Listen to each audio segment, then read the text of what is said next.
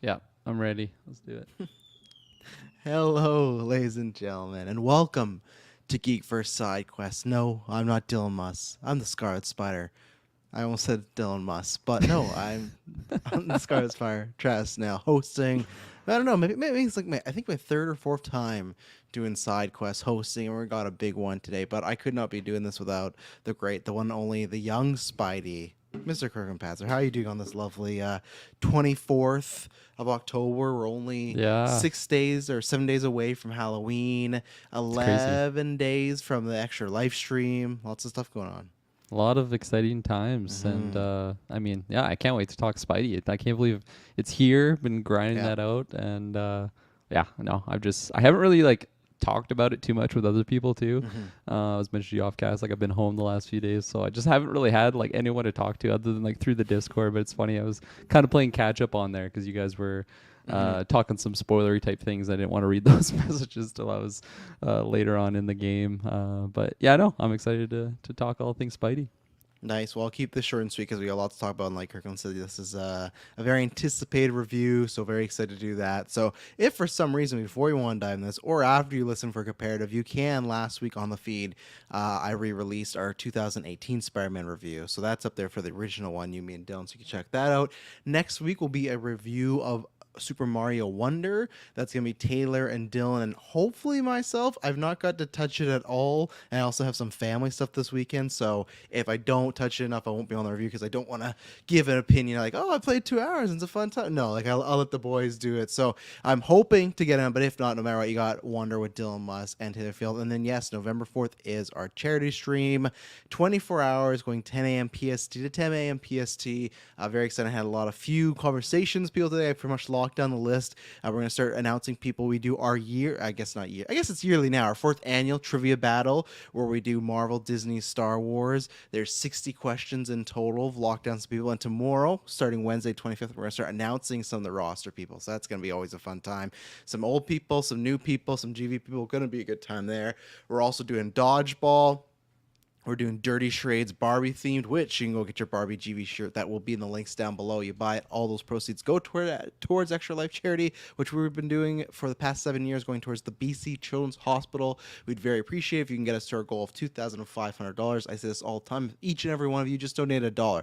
Just $1. You could get us there, so we'd really appreciate that. And if you can't donate, that's completely fine. Just come share it, spread it around. We'll be playing lots of video games as well. We're doing a Fight Club round robin tournament with Mortal Kombat 1, Smash Ultimate, and Marvel vs. Capcom. I was looking very forward to being toe to toe with Kirkland, but I've still not gone MK1 yet, so I feel like you're gonna run some roughshod on us there. But upsets are meant to happen. I It's gotta true.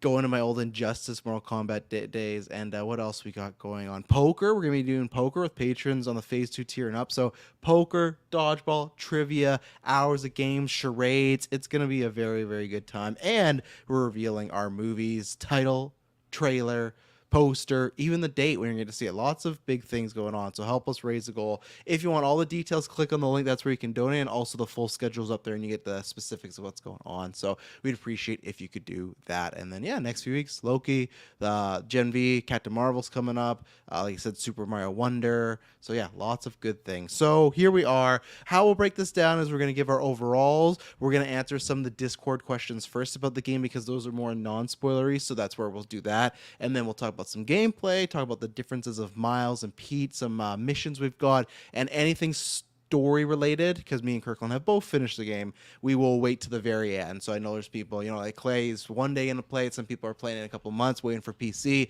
Everything spoilery we'll save to the very last portion, and of course we'll give you a little heads up. So Kirkland Patzer, it's been a few years, but we got the game this past weekend. What are your thoughts about this? Because like I said, you have beaten the main campaign, yes? How many hours do you think you've synced into it? Or what's your Uh, percentage in the game? so I've beaten the game now. Mm-hmm. The total completion, I think I'm at like 71% Mm-hmm. maybe. It got to a point where, like, the first half of the game, I was really like putting low priority on the main story. I was just doing the side quest stuff, classic Spidey thing, stopping crime whenever it would come up, and Yeah. just Every doing as 30 much as seconds. the collectibles as I could, because it was just so much fun traversing the world. But then it got to a certain story point in the game, and it just felt wrong to like not just focus on the main Mm. story. So once I got to that point, I basically just bum rushed the main story. So yeah, I have 22 hours right now. That's what my PlayStation tells me my playing time is. 22 hours played. Yeah, finished the story. And yeah, like I said, about 71% on the total complete. I definitely think I'm going to get the 100%. I was looking at the trophies today after I rolled credits on it, and they don't seem too crazy. They actually seem pretty reasonable to get them all, Mm. pretty similar to what Spidey was for the first game. It was a pretty easy platinum, if I remember correctly. So, Yeah. yeah, I'll probably grind that out here in the next few days. And yeah, no. So initial thoughts, man. I've just so blown away. Like from the first hour of the game, I think they just did such a fantastic job of building upon the skeleton. What was that first game? Like it helps when the foundation is already like so strong. Like that first Spidey game, it's not the best game I've ever played, but for a Spider-Man game, it's by far the best Spider-Man game I've ever played. So I just thought coming into it, I think like steady expectations because Mm-hmm. I knew it was going to be, especially I saw like some brief early reviews of just saying that it was like everything what the first game was, but like a little bit better. And I think I might be bold of me to say, but I think it's like significantly better actually than what that first game was. I really, really, really dug the like the main storyline as well as just the quality of life upgrades that they brought. Everything from the skill tree to the new suits and how you can kind of customize them a little bit more than what you could in the first one. Switching between Miles and Peter, I just thought everything about it was just super, super, super smooth and fantastic. So Mm-hmm. very, very pleasantly. I don't even want to say surprised, but I'm just impressed that they were able to do that, and I can't wait for the next title because yeah, I just thought this was such a solid sequel to a fantastic game, and yeah, no, I don't want to say too much more because I'll probably just spoil something because that story just really, really was taking me in different directions. I feel like there was multiple holy shit moments that I was not expecting to get in this Mm-hmm. game. I feel like just from I can't remember if it was E3 or the state of play or whatever that they showcased that. I guess it wouldn't have been E3. It would have been the state No, of play no. that they had, like the big showcase for the gameplay. And they gave us like Venom in that release. So that wasn't like a big surprise. I don't think it's a spoiler to say that. Yeah. Everybody it was plastered all over the marketing material as Oh well. You yeah. knew that People Venom know was he's there. coming. But still, like amongst that Venom storyline, I think there was a lot of holy shit moments that totally surprised me. And yeah, no, so fantastic. It's been such a fun time. Like I said, I have 22 hours played right now, but it seemed like 2 hours. Like I just like sat down and just powered through multiple hour sessions, and yeah, Mm-hmm. just super fun. Didn't want to put it down. Mm-hmm. Yeah, so I loved that first game. I think I'm with Kirkland, where to me it's like if you want to talk about best superhero games or comic book games, it's up there, but all games of all time, not necessarily. I had some issues. I think it's funny what Kirkland you were saying when you read those initial reviews, and then you were much more higher on it. I think that's kind of exactly where I am, and I'm excited to talk about it because I feel that I am, and it's funny because I remember me and Dylan did the Miles Morales review, and that was his. I won't say issue, but maybe he didn't get as much enjoyment because he just felt like it was more Spider-Man. I'm in the camp of because I love that game as so much, I'll just always take more of it. So Miles, this game, that's how I'll just start off like I love this game. I had a great time with it. It's tons of fun. I can't recommend it enough. If you just even like Spider-Man a little bit, you got to play it. I think there are things that are better than the first one, but I don't think there's anything that's leaps and bounds per se. I think there's a few new mechanics that are really cool, but I think where I am is everything I loved about that first game I love a little bit more, but then everything I dislike about the first game is still kind of here. Mm-hmm. There's certain missions in the main campaign. There's certain side stuff where I'm just like, I just don't want to be doing this as Spider-Man. Like Myers Sports. I don't want to be controlling a robot. That's not like a fun thing for me. Like I just don't. Or like we'll get into it later. Like I don't want to have. I don't care even if you put Punisher. Maybe Punisher. That'd be the only one. But I don't want to be any character using a handgun. Like there's just certain things where I go, okay, this pulls me back, and I still think that there's some on the story aspect where I think it's a good thing and bad thing. That's why say as a comic book fan, or if you've just been a fan of Spider-Man, any films, that most of the story is usually like renditions on that. I feel like they know who's playing this game, and that's the thing with Spider-Man. He's been around for so long, you don't have to explain much of the story, but there is some kind of leaps and some things that happen really quickly where I go, oh, I wish we had more time, and that's where I wonder, and we'll talk about this when we get more in spoilers, of like if there was a way to, even though I love Venom, if you could actually save that for down the line, but I kick myself because then the Venom stuff we got here was fantastic, so that's where I have minor cons, but it's tough because Kyle and I were talking about that, where I didn't know how else to describe it other than kind of like the first one. I think it is like the first one, just a little bit better, but not leaps and bounds. I don't think it's the same way, and people are gonna say I'm biased because I'm a Batman guy, so I get it. But like people compare it to Arkham City, but for me, Arkham City was such a big jump, and that was different too, right? Because that was you're going to a closed like Castlevanian setting to you're going open world, where this was you're going open world to a bigger open world. I think the strong suit of this though is, and not that I disliked playing him as all at Miles Morales, I just was curious. Okay, what's a full game gonna feel like as Peter Parker and Miles? And I think that's the best thing, that I never feel burdened switching to them. I'm never like, I don't lean on one. There's powers of both of them I like. So I think that's been the best thing, that they make it that you enjoy and want to play as them. And I think they both get, as why story-wise, good arcs. I think Miles has done a lot better for the most part. Even his side missions, it feels that he got a lot more. I think that's where I am with side quests, that I think that I haven't beat them all, like all the bases and stuff, but I feel like there's a couple like Mysterio's of the game and he's a side mission, but I feel like they're not as intriguing as last go around. Like I really didn't get a moment. Like remember last game when Taskmaster just attacked you randomly in that startup? I was kind of hoping for something like that. And even the Mysterio ones, it's just a bunch of beat 'em ups till you get to them. It's just like, can you beat these guys in 30 seconds? Can you do this? So I still enjoy it quite a bit. I'm ready for 3 to 4 more of these. They're great, and that's been another thing to me. It's like, oh, is it, some people debate, is it too short? I don't think so, just because it's made pristinely. It's like a quality over quantity thing. Like, yeah, I could use more, and we know they're probably going to do some DLC. So I think, like Dylan said with the first game, they're probably, the side quests feel like they're definitely holding some stuff back so they can get another $30 from me. But because they make these games so well, they'll get the $30. Whatever you want to think about that. That's where, to me, the story, playing the story, everything, most of the beats, you have a good time. There's one, everyone will know, the Don't Be Scared chapter. That's just like that's the best thing I can say about the game. Is I was going to bed at 3 a.m. one night, something happened, and well, I guess I'm staying up, and I didn't go to bed till 4 a.m. And that's where, just like Starfield, if you can have something where you go, okay, I can't put it down, I gotta see what happens, or I really want to play this, because I think there is some fun level design and mission design. So I think that it's, when we get to the overall ratings, I think it's like a little bit higher than the first one, but the first one I had it like a 9. Like it's still a great score. I think I'm the same way, where it's a very fun, awesome game, and I wish New Game Plus was available now, because I hate that it's being held off. I really want to jump into it with all my suits and powers and levels, but when New Game Plus drops, I'll be in there. When the DLC drops, I'll be in there. I think they do some good setups for what could be coming down the road. So, and I'm just and again, I'm not saying this because I'm biased. He's my favorite Marvel character, but this gets me again even more excited for Wolverine coming down the pack, because it's the thing where, even if I have my minor quabbles, I wouldn't trade any of those minor quabbles to hope to get something else just as good from another studio, because Insomniac knows what they're doing. Between Miles, the first game, and this, they absolutely, like, I trust them really with anything. So it's like same thing with Wolverine. It's like, okay, maybe, and that's I'll say that, I guess, for spoilers when we get to story, but maybe they might do a lot of similar beats that we've seen before, but the rest of the stuff, it's just going to deliver. So yeah, I think they delivered here again.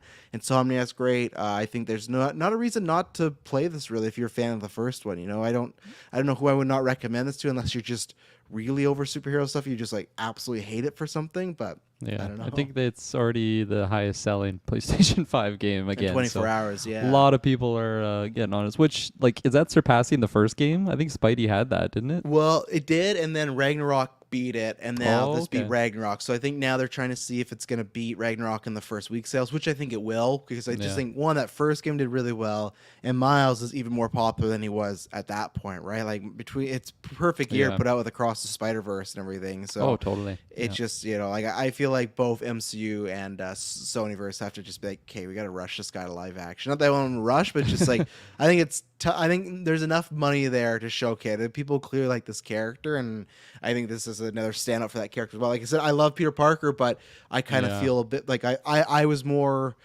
Peter has some big stuff going on, but I was more gleamed to the Miles stuff. And I guess I'll say this to get this out of the way. Maybe there's a part of it. I get it. We talked about this on After 9.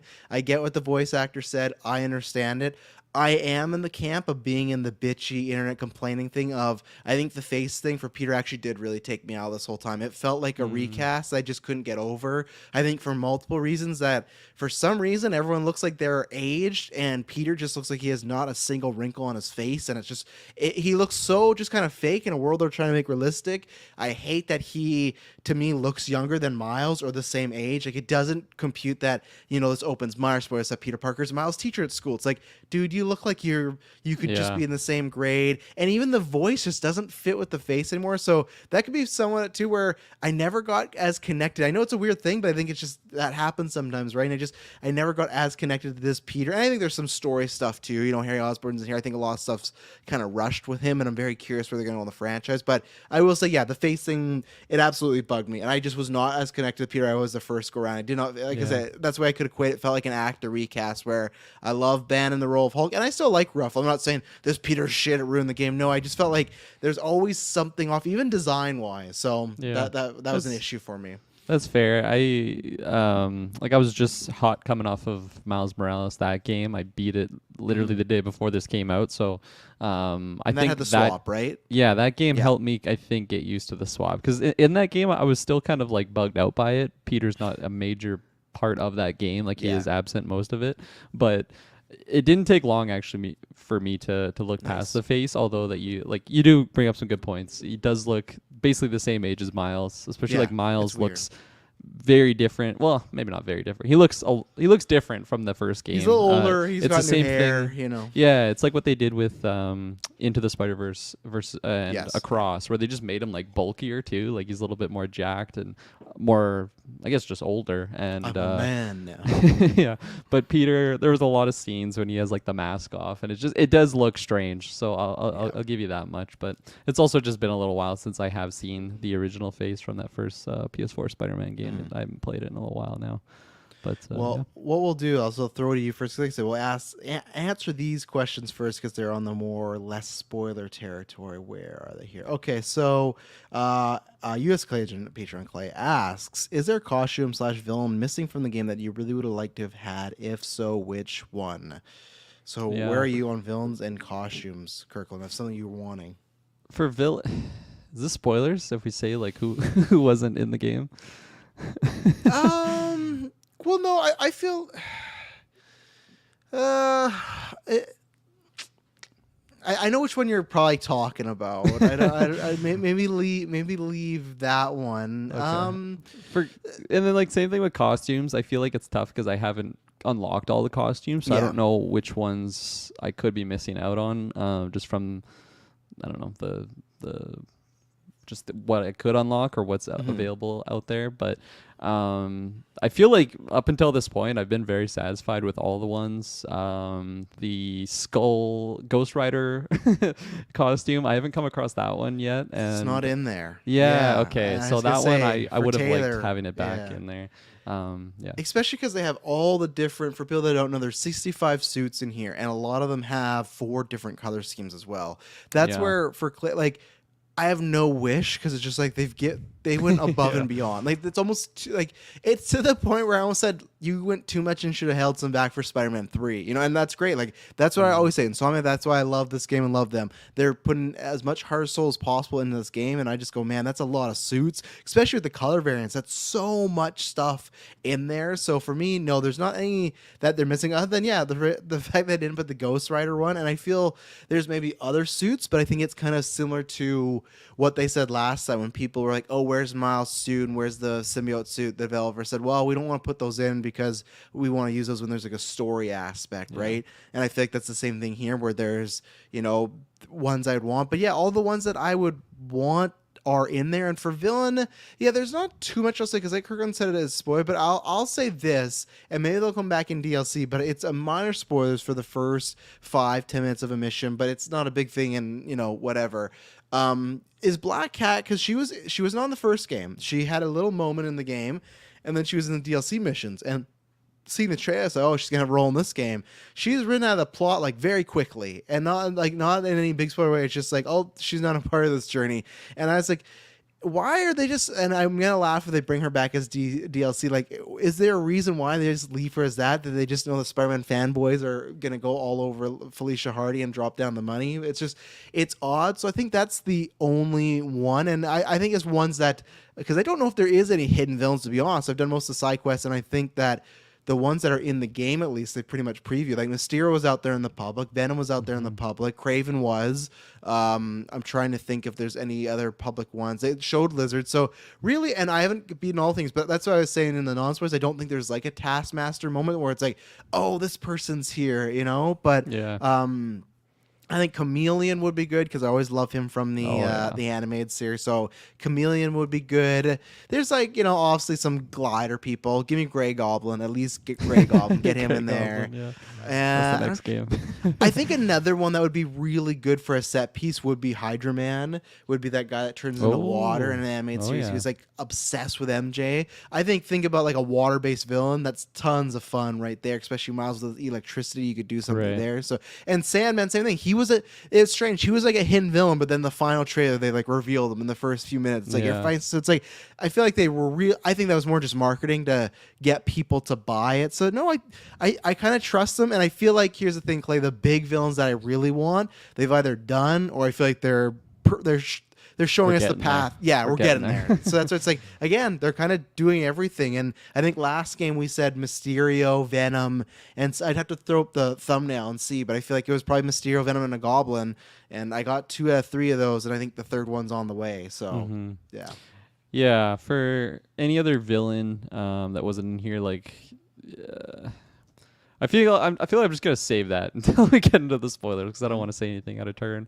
And then for the costumes, yeah, I agree with you. I think that they gave me more than I would have asked for. The one that I know isn't in here that I thought would be really, really cool is the Ultimate Spider-Man version of the costume. It could be something similar to like the Into the Spider-Verse where it's like a different animation too, because that one is very distinct. And I think because in the Ultimate Spider-Man game there is the black suit as well, so that could be really, really cool, like double combo to have the Ultimate Spider-Man one where he's like lankier and then have the black suit version where it's more of a purple. I thought that could be a really, really cool addition, but unfortunately it's not in here. But who knows, maybe in the future. So there is a, you know, it's my spoilers, but there is a suit for the black symbiote. There's a classic black symbiote for Peter. That's fucking awesome. Did you get that one? Yeah.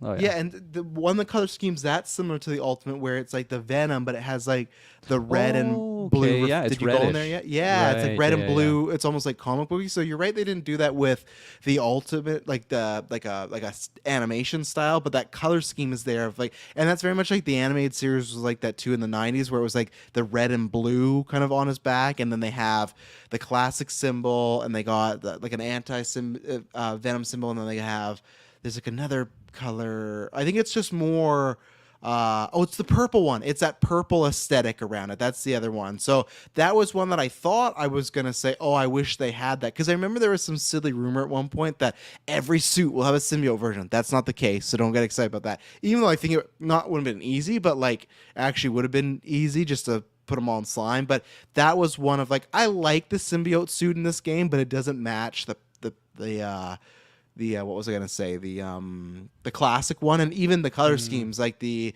Ultimate Edition, kind of like the animated one, or the just the very, like I said, purplish. I like those all more than our symbiote, but it's fine. And then when you're talking about the Ultimate, that does remind me where it's a little bit different, but I get why it's samey, but this is why I like the Tom Holland suit that they're going to be hopefully using in the movies. Is Ultimate Spider-Man's probably my favorite Spider-Man in comic books.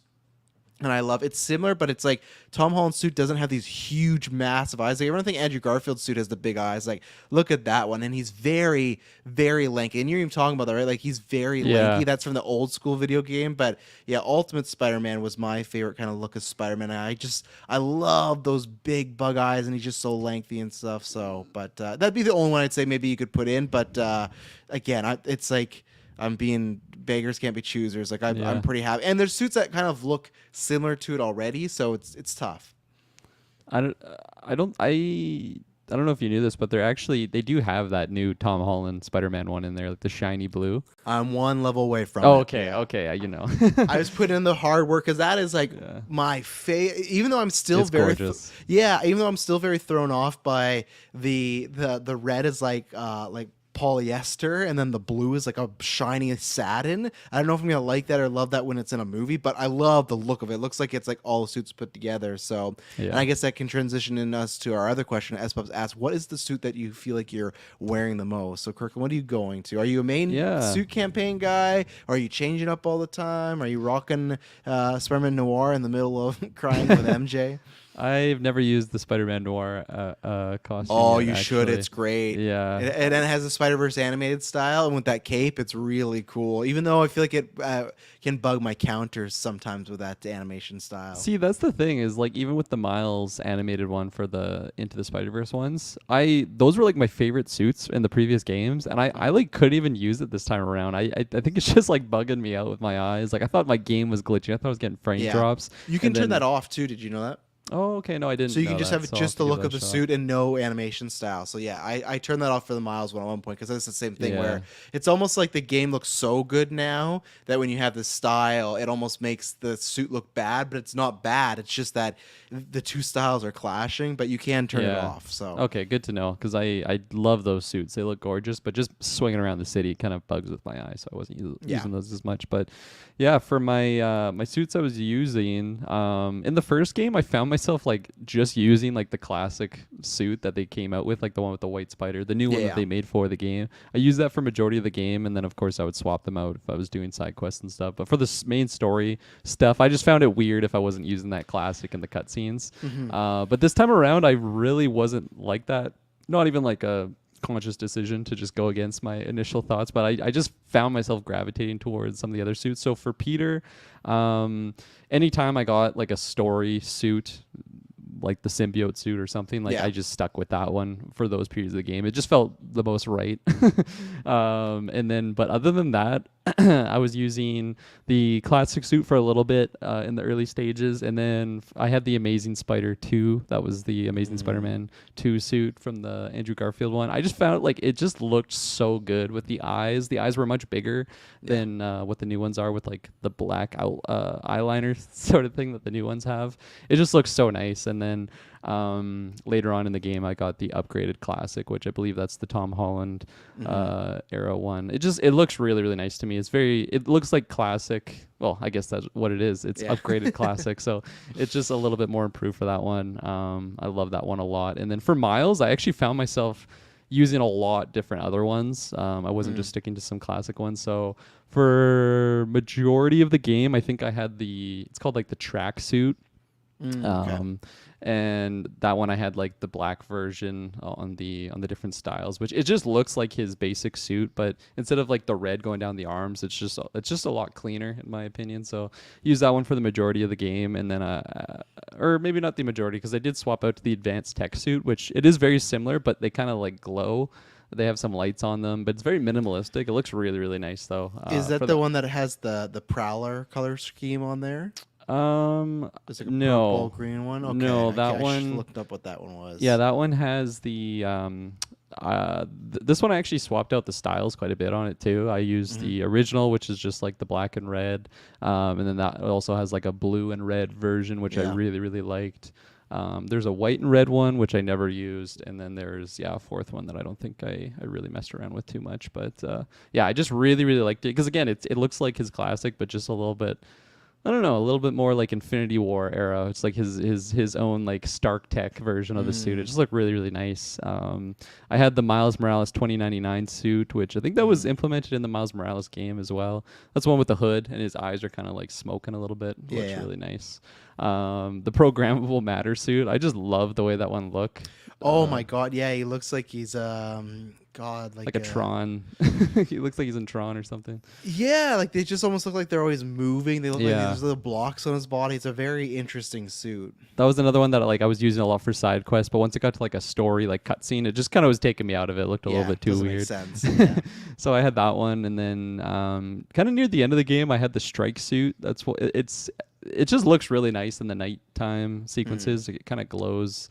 It's just, I don't know, it's just a badass suit. And then I had The End, it's called, which is he's kind of wearing like street clothes with a hood Yeah. on. It's pretty badass. I like the look of it, and Yeah. gotta say I love his new suit too that he gets near the end of the game. It looks, I was going going to to ask you suit. that's a big debate. It's a huge, like I see people on the side of, I'm like kind of right down. I'm in the middle, leaning towards liking it, but I've seen people love it. I see people say this is the worst suit Miles ever worn. Don't want to wear this for Spider-Man 3, and it's like, Yeah. so it's a big debate. But I think the reason I enjoy it too, just it feels like it's a little bit different than Peter, so it sets them apart. But Yeah. I always had that question with any superhero costume when they're showing their hair. I feel like, okay, you're starting to show too much of people.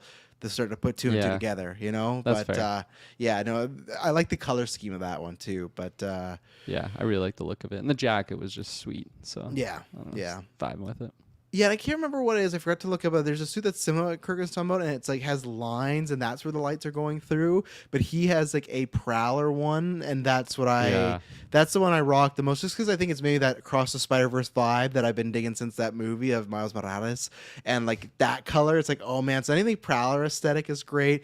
There's some funky one with Miles. The Mysterio one is really, really cool. Again, they have a mistake there. There's one, it's a minor spoiler, but you're probably going to get to it soon. I don't know why. There's a Wolverine outfit for Oh, Miles. I know I have that. That Okay, one's you so have that? nice. Yeah. It's so weird, but it's like, that one I haven't really rocked, but I feel I've been kind of all over the place. I kind of at least go story-wise, like a story suit or something similar. Like if I'm going the story, I'm going to pick, the AMSF or AMS 1 or 2 suit, go with Peter's original. I would usually go with the Raimi suit. My problem with the Raimi suit this time is it always looks great. I like that they put the Raimi symbiote suit in there. I like that. Yeah, For that's some awesome. reason, the Raimi suit this time, or they call it, what is it, the web suit, I feel like they turned the gray saturation, the lines way up, and then they like muted the colors. I felt like he popped a lot more in the first game, where this game, it feels like the dark, the blue and red are really dark. And I know they are a bit darker in Toby's suit, but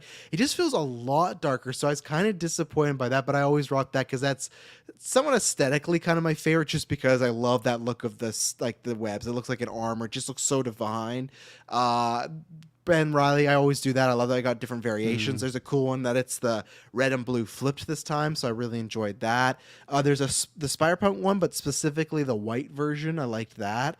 But yeah, I just kind of switched because there's so many suits. I was like, I gotta switch over, and then yeah, when I get the final swing one from No Way Home, I'll be rocking that one a lot because I like that. But yeah, I kept it pretty normal for the most part. Now that I'm in the end game, I'm trying a bunch of different suits. Like there's that suit Miles has where he pretty much looks like a character from Daft Punk. I was like, I can't Oh, rock yeah. this in the main mission, so Yeah, I do exactly. that. But I like to try and pair. Like at one point, what was his name? Peter was Spider Punk, so I got Miles the one where he had the headphones on. So I like to try and pair their looks and color schemes together so they look like a little unit there. So like when I was Ben Riley, I got Miles to put on that end suit where he had like a hoodie on too. So it's like, okay, they're both rocking like a hoodie type of jacket situation. So yeah, I was pretty much switching all over. I'm very happy that stuff like Amazing Spider-Man 1 and 2, I think they put in the PS5 version of Spider-Man. So like, if you want these suits, you got to rebuy it. I'm very happy they put them in there because I'm an Amazing Spider-Man 1 guy. I love that suit because it just looks so different. I love the way it's cut. I love how bumpy it is, and I love those eyes. So that's like I'm in that camp, and I was happy to have that. But yeah, I think I was kind of all over for the most game, trying to at least play somewhat normal or world-like suits and stories because it was, as I said, it's weird if Spider-Man Noir walks up and he's reminiscing about Aunt May or something. I like to save that for side quest stuff. So Yeah. yeah. Well, let's get into it. Or I suppose what let's say here. He said, I used to use the Miles suit with the jacket, but color scheme that looks like the one from Into the Spider-Verse. Yeah, absolutely. You can kind of, looks very similar to like the final swing in, What's Up Danger. But actually, let's take our first ad break, and then we'll start talking about some gameplay. So we'll be right back. And we're back. So let's just talk about some of the additions to kind of minimize this a little bit. There is a skill tree, but the skill trees go on for Peter, one for Miles, and then one is a combo. So you got that. The gadgets are a lot different this time. The last time you had to, I think it was like hold one of the bumpers, and that would toggle like a wheel, Oh, and then you yeah. select it. So glad they got rid of that. Oh my Yeah, gosh. let's start there because this time it's a minimized version where you only have 4, so you do lose some, but it's a hold right bumper, and you either pick one of the color buttons, and same thing with your 4 powers, which you can swap. You get 4, and then then each of them has like, some characters have 3, but you can get an add-on of, okay, if you want triangle, you can pick between this power or this power. So how did you feel about those changes up as far as not the big Yeah. wheel couple? Like I said, there's less gadgets though, but maybe is that better for just moving around and accessibility this go around? I really think so. I think, especially just coming from Miles Morales, there were so many instances where I just wasn't using certain gadgets because I just found like pulling up the wheel in the middle of combat. It does slow down time, but it's just so Yeah. clunky and it just doesn't feel smooth. So to just get rid of that altogether and just kind of limit it to where you gotta maybe prep before you enter combat with which gadgets you'd like to use versus some other ones. But I never found like I was lacking in other, like it's not like I was in a combat. It's like, oh, I just can't use this one gadget. I was just kind of working with what I got, and the fact that I didn't have to pull up the scroll wheel just made it so much smoother and able to really just combo together with my gadgets and my powers. I'm really glad that they made that decision because that was something that even from the first game I thought was kind of clunky.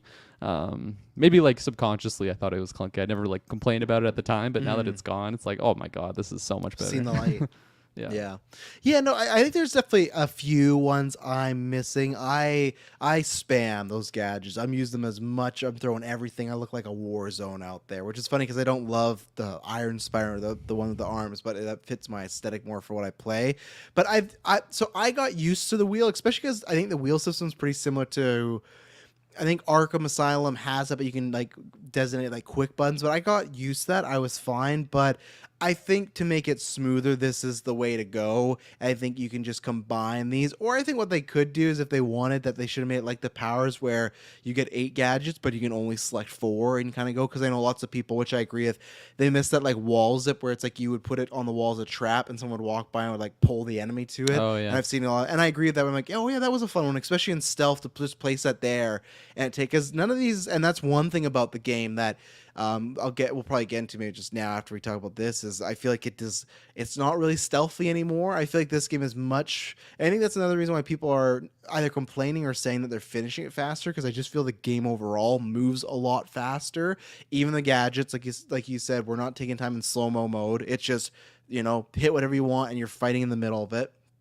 You're not having to select and scroll through a bunch of them. And that's why, same thing, I do think, I guess I'll just talk about this now with the gadget, it almost employs you not to be stealthy for the most part, because I feel like with the last game you had, because I think there was like the bomb, someone could step on that. I feel like there's 3 gadgets that were purely for stealth, but these are all attack ones. Like you can't just throw out a sonic blast or like your what is it, the ricochet and be stealthy, I don't think, right? Because everyone would figure out that Spider-Man's here. So I think there's an aspect there. And the stealth aspect, I'm not sure on. I think there's aspects of it I do miss. It's in the game, but it feels like every mission you don't have to do it, which at least someone could argue that's the choice you get, so that's good too. But I do enjoy the stealthiness, so I wish there were some of those gadgets, but I kind of get it because I feel like it just makes it a more, like I said, smoother process as far as just, and even with like swinging around the city, I feel like they did that a lot. And the powers we kind of talked about a little bit with the 2 spider people,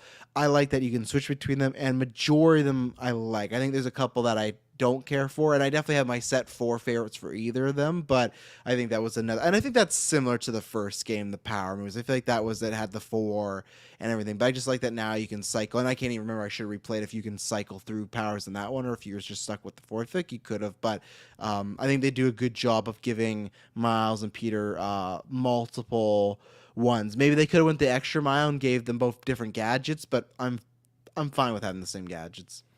Yeah, no, I'm totally fine, especially that it allowed me just kind of, instead of like thinking about the intricacies on how unique a certain playstyle could be by playing as Morales or Peter. I don't know why I said Morales instead of Miles. That was weird, but I just felt like it just simplifies the combat. Like I can just focus on the base gameplay, like the fundamentals of it, and then I guess you're different with the like the individual powers that you'd get. But yeah, like they were similar enough that it seemed like they're both on the same spider team. They're pulling from the same arsenal, but also unique enough that each one did feel unique to the individual spider person that you're playing as. Mm-hmm. What do you feel about the webbed wingsuit? That was a big addition. Oh my god, to this man! game. I fucking loved it. It was so good. I feel like that was something that I just like audibly gasped when I saw that on that first trailer. It like the fact that they're adding it just was so sweet to me. I love the web wings. I feel like I used to not like the web wings at all as a kid, but definitely grew to just love them. Maybe it was because of like finally getting them in the MCU with No Way Home. But also just like using them to traverse the city, it just makes it so much faster to get around. I'm one that I really don't use S-Bubs, Insomniac, Superman. That's what it feels like sometimes when you're going through those slipstreams, those wind tunnels or whatever. You're just flying through. But I'm one that like I really won't fast travel like at all if I don't have to. Who's doing that in a Spider-Man game? Yeah, exactly. Come on now. Like after I beat the game, there's a couple like of the Prowlers. Like I was finishing up those ones, so I would fast travel if I had to just get one area. Missing out on XP when you do that, you know. You can be doing your spins and everything. I'm always true. Or using the slingshot thing is just so satisfying as well. So yeah, I love the addition of the web wings. It's just able to like chain together different like air tricks or whatnot with your web wings, and then you would like do the dive bomb to get some extra speed, do like the loop-de-loop thing to fly around. Like I just think all of the additions that they added to the just traversing the world is just it's just such like it's day and night difference from that first game, and I thought they like mastered it on that first game. So the fact that they just been able to improve in such a positive way, I'm so impressed. So I'm very excited to see what they do for the next title as well. Yeah, and that's where I talk about the gadgets. I feel like most people are good for that, and that's an improvement. And I feel like that's the same thing here. The gadgets, like I said, maybe there's something I miss, and you go, oh, we could have that. But I think overall, to make it a better game, that works.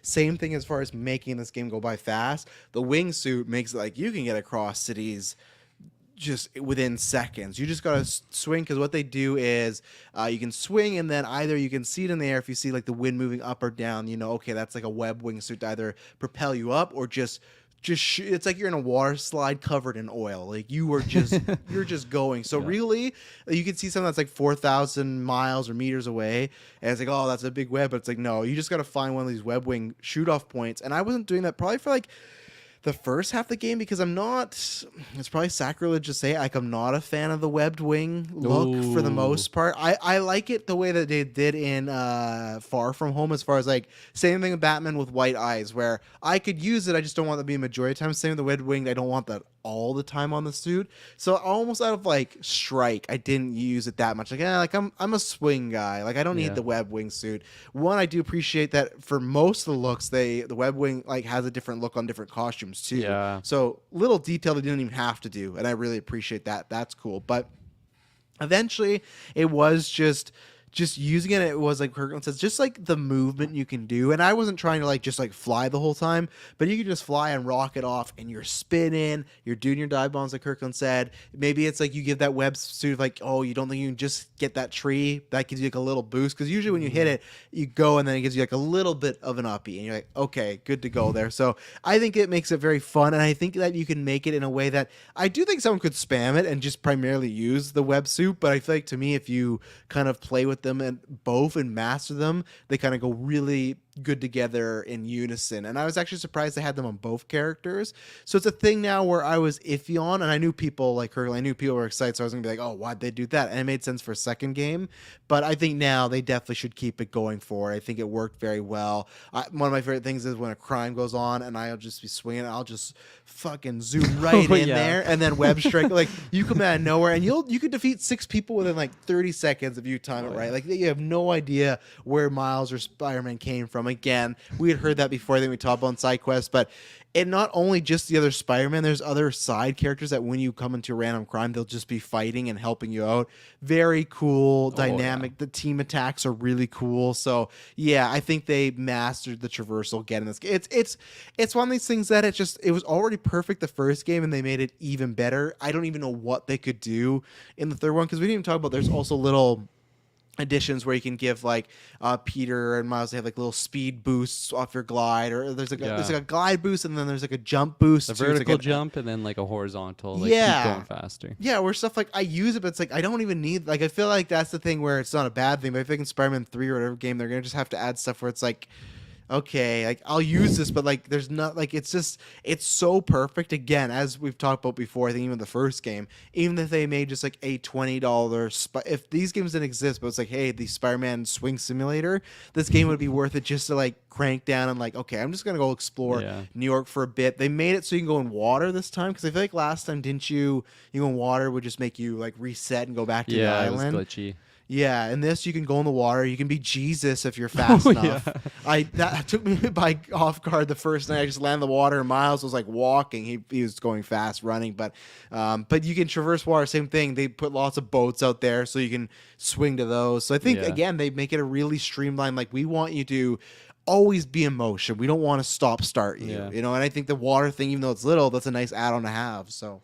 And like that was, I think, the main thing that I focused on in the skill tree. I maxed out the shared skill tree versus Miles or Peter like right away, just because I wanted to unlock all these extra traversal things, like the slingshot addition, or the fact that you can like bank around a corner to get like more speed, or just like the little things like boosting your like just the speed that you would be flying with your web wings. It just, I don't know, because you're using that literally the entire game. I thought it would be a good starting point to just move around. And yeah, I'm glad I did, because it was very fine just swinging around. But once I like really was, and it didn't like, it wasn't until the later stages of the game when I was really like maximizing, I think, the potential that I could do with just my traversals, with using those speed bursts to go extra like distance, and then like the venom jump for Miles. I don't know the name for Peter's, but it's basically the exact same thing, where you just go up in the air and then just banking those with chaining those with like the web wings and just the different things that you could do. It's just so fun. It's literally like a jungle gym, or New York is a jungle gym, and you're just messing around with it. And then the little red caution, it's like, oh, there's crime over here, better go stop this, as I'm going like fucking Mach 5 just flying through the city. It's just so fun. Yeah, and that's why like I really wasn't even playing like the main story for like the early portions of the game, because I was just having so much fun just traversing the world. And Shay was watching me complete the game today, and after I was done it, I let her just all she was doing was just swinging around the city, and it was having And fun. you're like, oh, you're terrible at this. I'm like, are you gonna stop those crimes that keep popping up there? She's like, hell no, I'm just swinging around. You're taking down my publicly liked ratio. They're gonna boo me now. But yeah, we definitely should talk about this, because it's always a point for Dylan on all games and stuff. So we gotta talk about the skill tree here. As we mentioned, there's Miles, Peter, and then the conjoin them. You were doing more conjoin. I would do one each round. So I'd be like a Peter Miles conjoined until Peter unlocks some abilities later on. He gets the symbiote suit. I'm not going to lie. Like, we know he gets the suit. Once he got that and there was some powers there, all my skill points were going into that, because we'll talk about it. They fucking hit a home run with the symbiote suit in multiple ways. We'll probably more focus that when we get in the stories, but at least the attacks, and that, I guess we could say that non-spoiler. People would assume that you get a new set of attacks with both Spider-Man and Miles. There's something in the story that happens with Miles that presents him with 4 new abilities, all very cool, and same thing with Peter. So I think that I like the idea of the 3-way skill tree. I think for what's in there, I don't know if that would pass the Dylan sniff test, because I feel they're pretty basic. There's a lot of just do this in extra time, do this bigger radius, do this, and if they're stunned, do this. So I feel like I was kind of checking. There's ones I wanted where it was like, of course, like one Miles has where he jumps and he sends one big lightning bolt at somebody, and then the upgrade is you can send another one. So like, of course I want that, but that's a very thing to think of, like, well, what if instead of one lightning bolt in this update he does 2? It's like, yes, like there's nothing I felt like I had to have except for the wall thrash. I needed that, and I forgot about it for a while, and I was like, why haven't I unlocked it? Like, where is it? I'm not doing it right. I'm like, oh, you have to unlock it. So that's where the guy's up against the wall, and you just go on your side and just break their fucking ribs. You send like 20 shots into the ribs and they're dead. But so I think it's like, the best way I'd say is like average for a skill tree. I don't think that was, and I think also it was kind of surprising that both Miles and Peter, they kind of like, oh, this is locked to get the main story. And then when you get there's only like, I think like 4 to 6 branches that come off, but I was expecting a little bit more. But again, it's like a minor thing. The game's so good that I'm fine with that, but I don't think it's anything that's like really cool. And plus, like, I don't know, it's probably not the audience. I don't think we talked also the time where I think me and Dylan we like that with Starfield, where there's certain maybe routes that take you a way to get it, or maybe some games have you get this skill, you can't get the other one. I don't think that's necessary for a Spider-Man game. I think people want to unlock them all and be like the ultimate Spider-Man. So I think it's pretty comparable to what the first game was, barring a few really like cool powers. It's like okay that, or like you Yeah. said, there's a couple of the traversal that okay I want that, but I think the majority of them it's almost like a cable package where there's a few channels I really like, but the rest are just kind of there, and they help, but they're kind of there. So Yeah, no, for sure. Um I don't think I really like put any points into Peters. Maybe like the first one or two, and then yeah, you get the symbiote tree, and I just max that out yeah, because I wanted to be I wanted to be the god mode. Venom So Bomb. yeah, I did the shared and then the symbiote ones for Peter whenever I could, and then I maxed out Miles.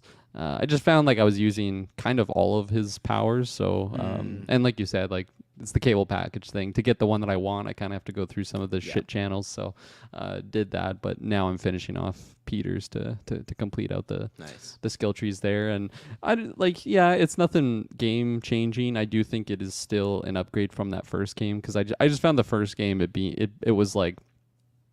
It was like almost a little bit silly that they were forcing you to unlock certain things like through the skill tree that they were. Whereas at least this one, it seemed like depending on your play style and maybe the Spider-Man that you're playing as, you could kind of focus your attention in different areas. But I do think the big difference is that shared skill tree. It's just there was a lot of things in there that I found very useful. So I did kind of, although you're not like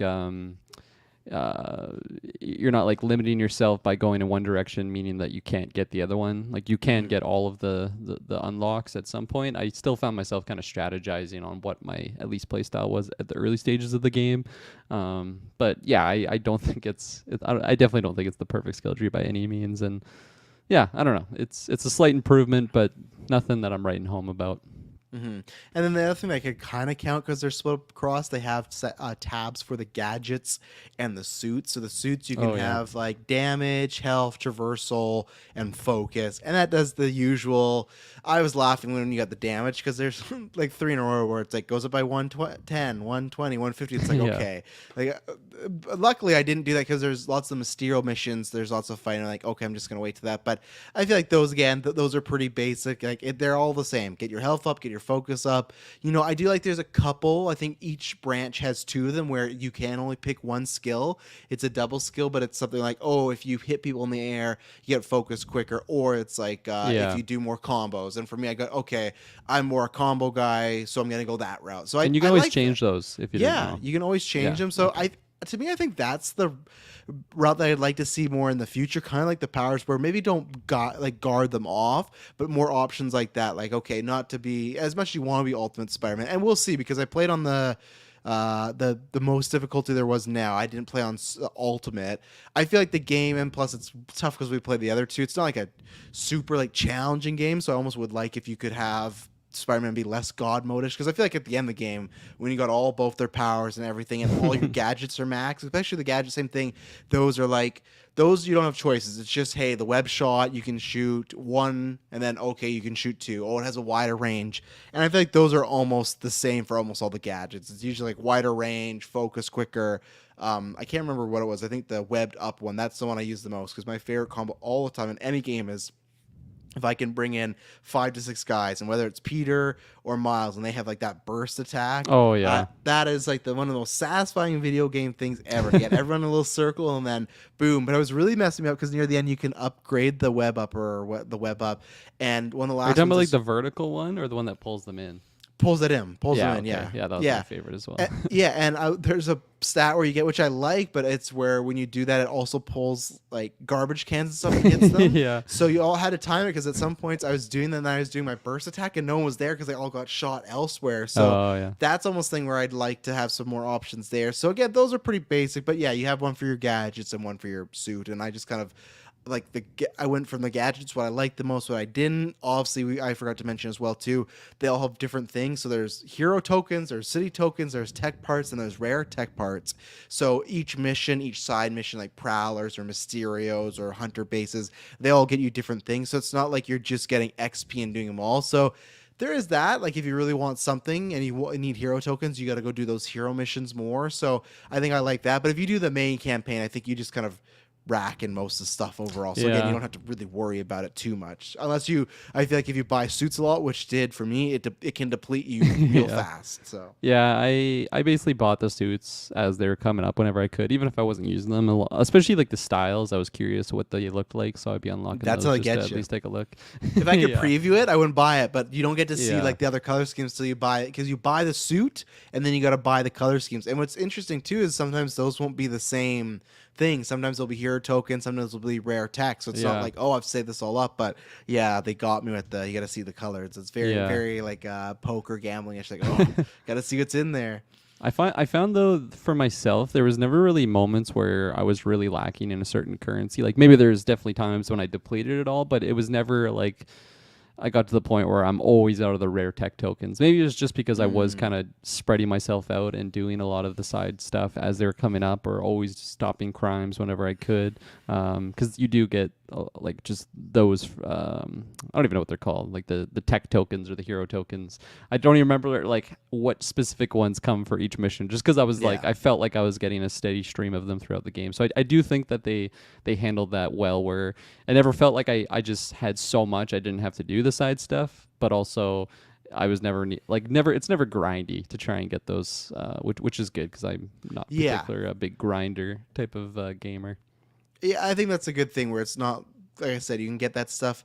Lots of missions will have multiple rewards, or if you play the main story, you're going to get enough of the stuff you like. It's not like, oh, you only can do the Prowler to get this type of, like, you have to do that. It's like, no, you can find the rare tech somewhere else. You know, the Prowler's missions for sure have rare tech, but if you don't want to do crawl through vents 3 times in a row, you know, okay, go somewhere else and do this. So, Or use that yeah. fucking tracker thing. God damn, I hated that tracker. With like the camera where you would like move it around and then it would get smaller on your object that you're like trying to find. I hated using that so much throughout the game. Oh, right. Yeah. Use it quite a bit, like even in the Yeah. main story, but mostly for those prowler caches, because it's like where you find where you have to start looking, and it would just like go close, but it wouldn't tell you if it's like behind an object something, or if it's like Blocked, up or down. blocked. It's just you'll be looking around, and it'll start to get like closer together, and then it'll just like widen out, and you're like, where the fuck am I? Then you have to like go Yeah. on the second roof because it's like behind something. I definitely think they could have refined that a lot more because it just seemed very unintuitive to me, and you have to use it literally like the entire game. It's not like Yeah. a main mechanic, but anytime you're in those puzzle areas, I just would like shudder every time. It's like, well, I'll use my tracker to try and figure out where this is. I'm like, are you fucking kidding me? No. It's like this tiny little box on like a wall that's very not in your face. So I did not like using that at all. Yeah, it's funny. That one didn't bug me as much for some reason, but I think, like you're right, it's not like a fine-tuned thing. But yeah, I had a problem with some of those Prowler missions when you had to go through the vents, and I felt like some of those vents were just like literally too small for Miles to get through. Like I was having to like shove him through it. It's like there's lasers right here. I'm gonna get Aiden up. Like it's just like a weird game design of why are you making it like small for him, and some of that was strange. But yeah, maybe let's take our second ad break and we'll talk about some of the side quests. Of course, no spoilers. We'll talk about some of the side quests before we get into main story stuff. So we'll be right back. And we're back. Is there anything before we move on that you want to mention on gadget, suits, or skill tree that you hadn't touched upon or shout out now? I don't. Yeah, no. I think No? we got it all. I Okay. like the web pulling one was my favorite for sure. I just love Yeah. chaining it with like Miles's like venom Oh, yeah. strike, especially when you could do like multiple enemies at once. It's just so satisfying doing that. And yeah, I like you were saying earlier on. I was the same thing. I was like causing a war zone with just spamming all of them. But Yeah. I also was on the hardest difficulty that you could for the most part, and I felt like I just kind of had to use all of them and like really chain them together, especially in some of those difficult boss battles that you face later on in the game. I found myself just like needing more of like the charge on whatever it was, just because yeah, I definitely struggled with some of the boss battles near the end.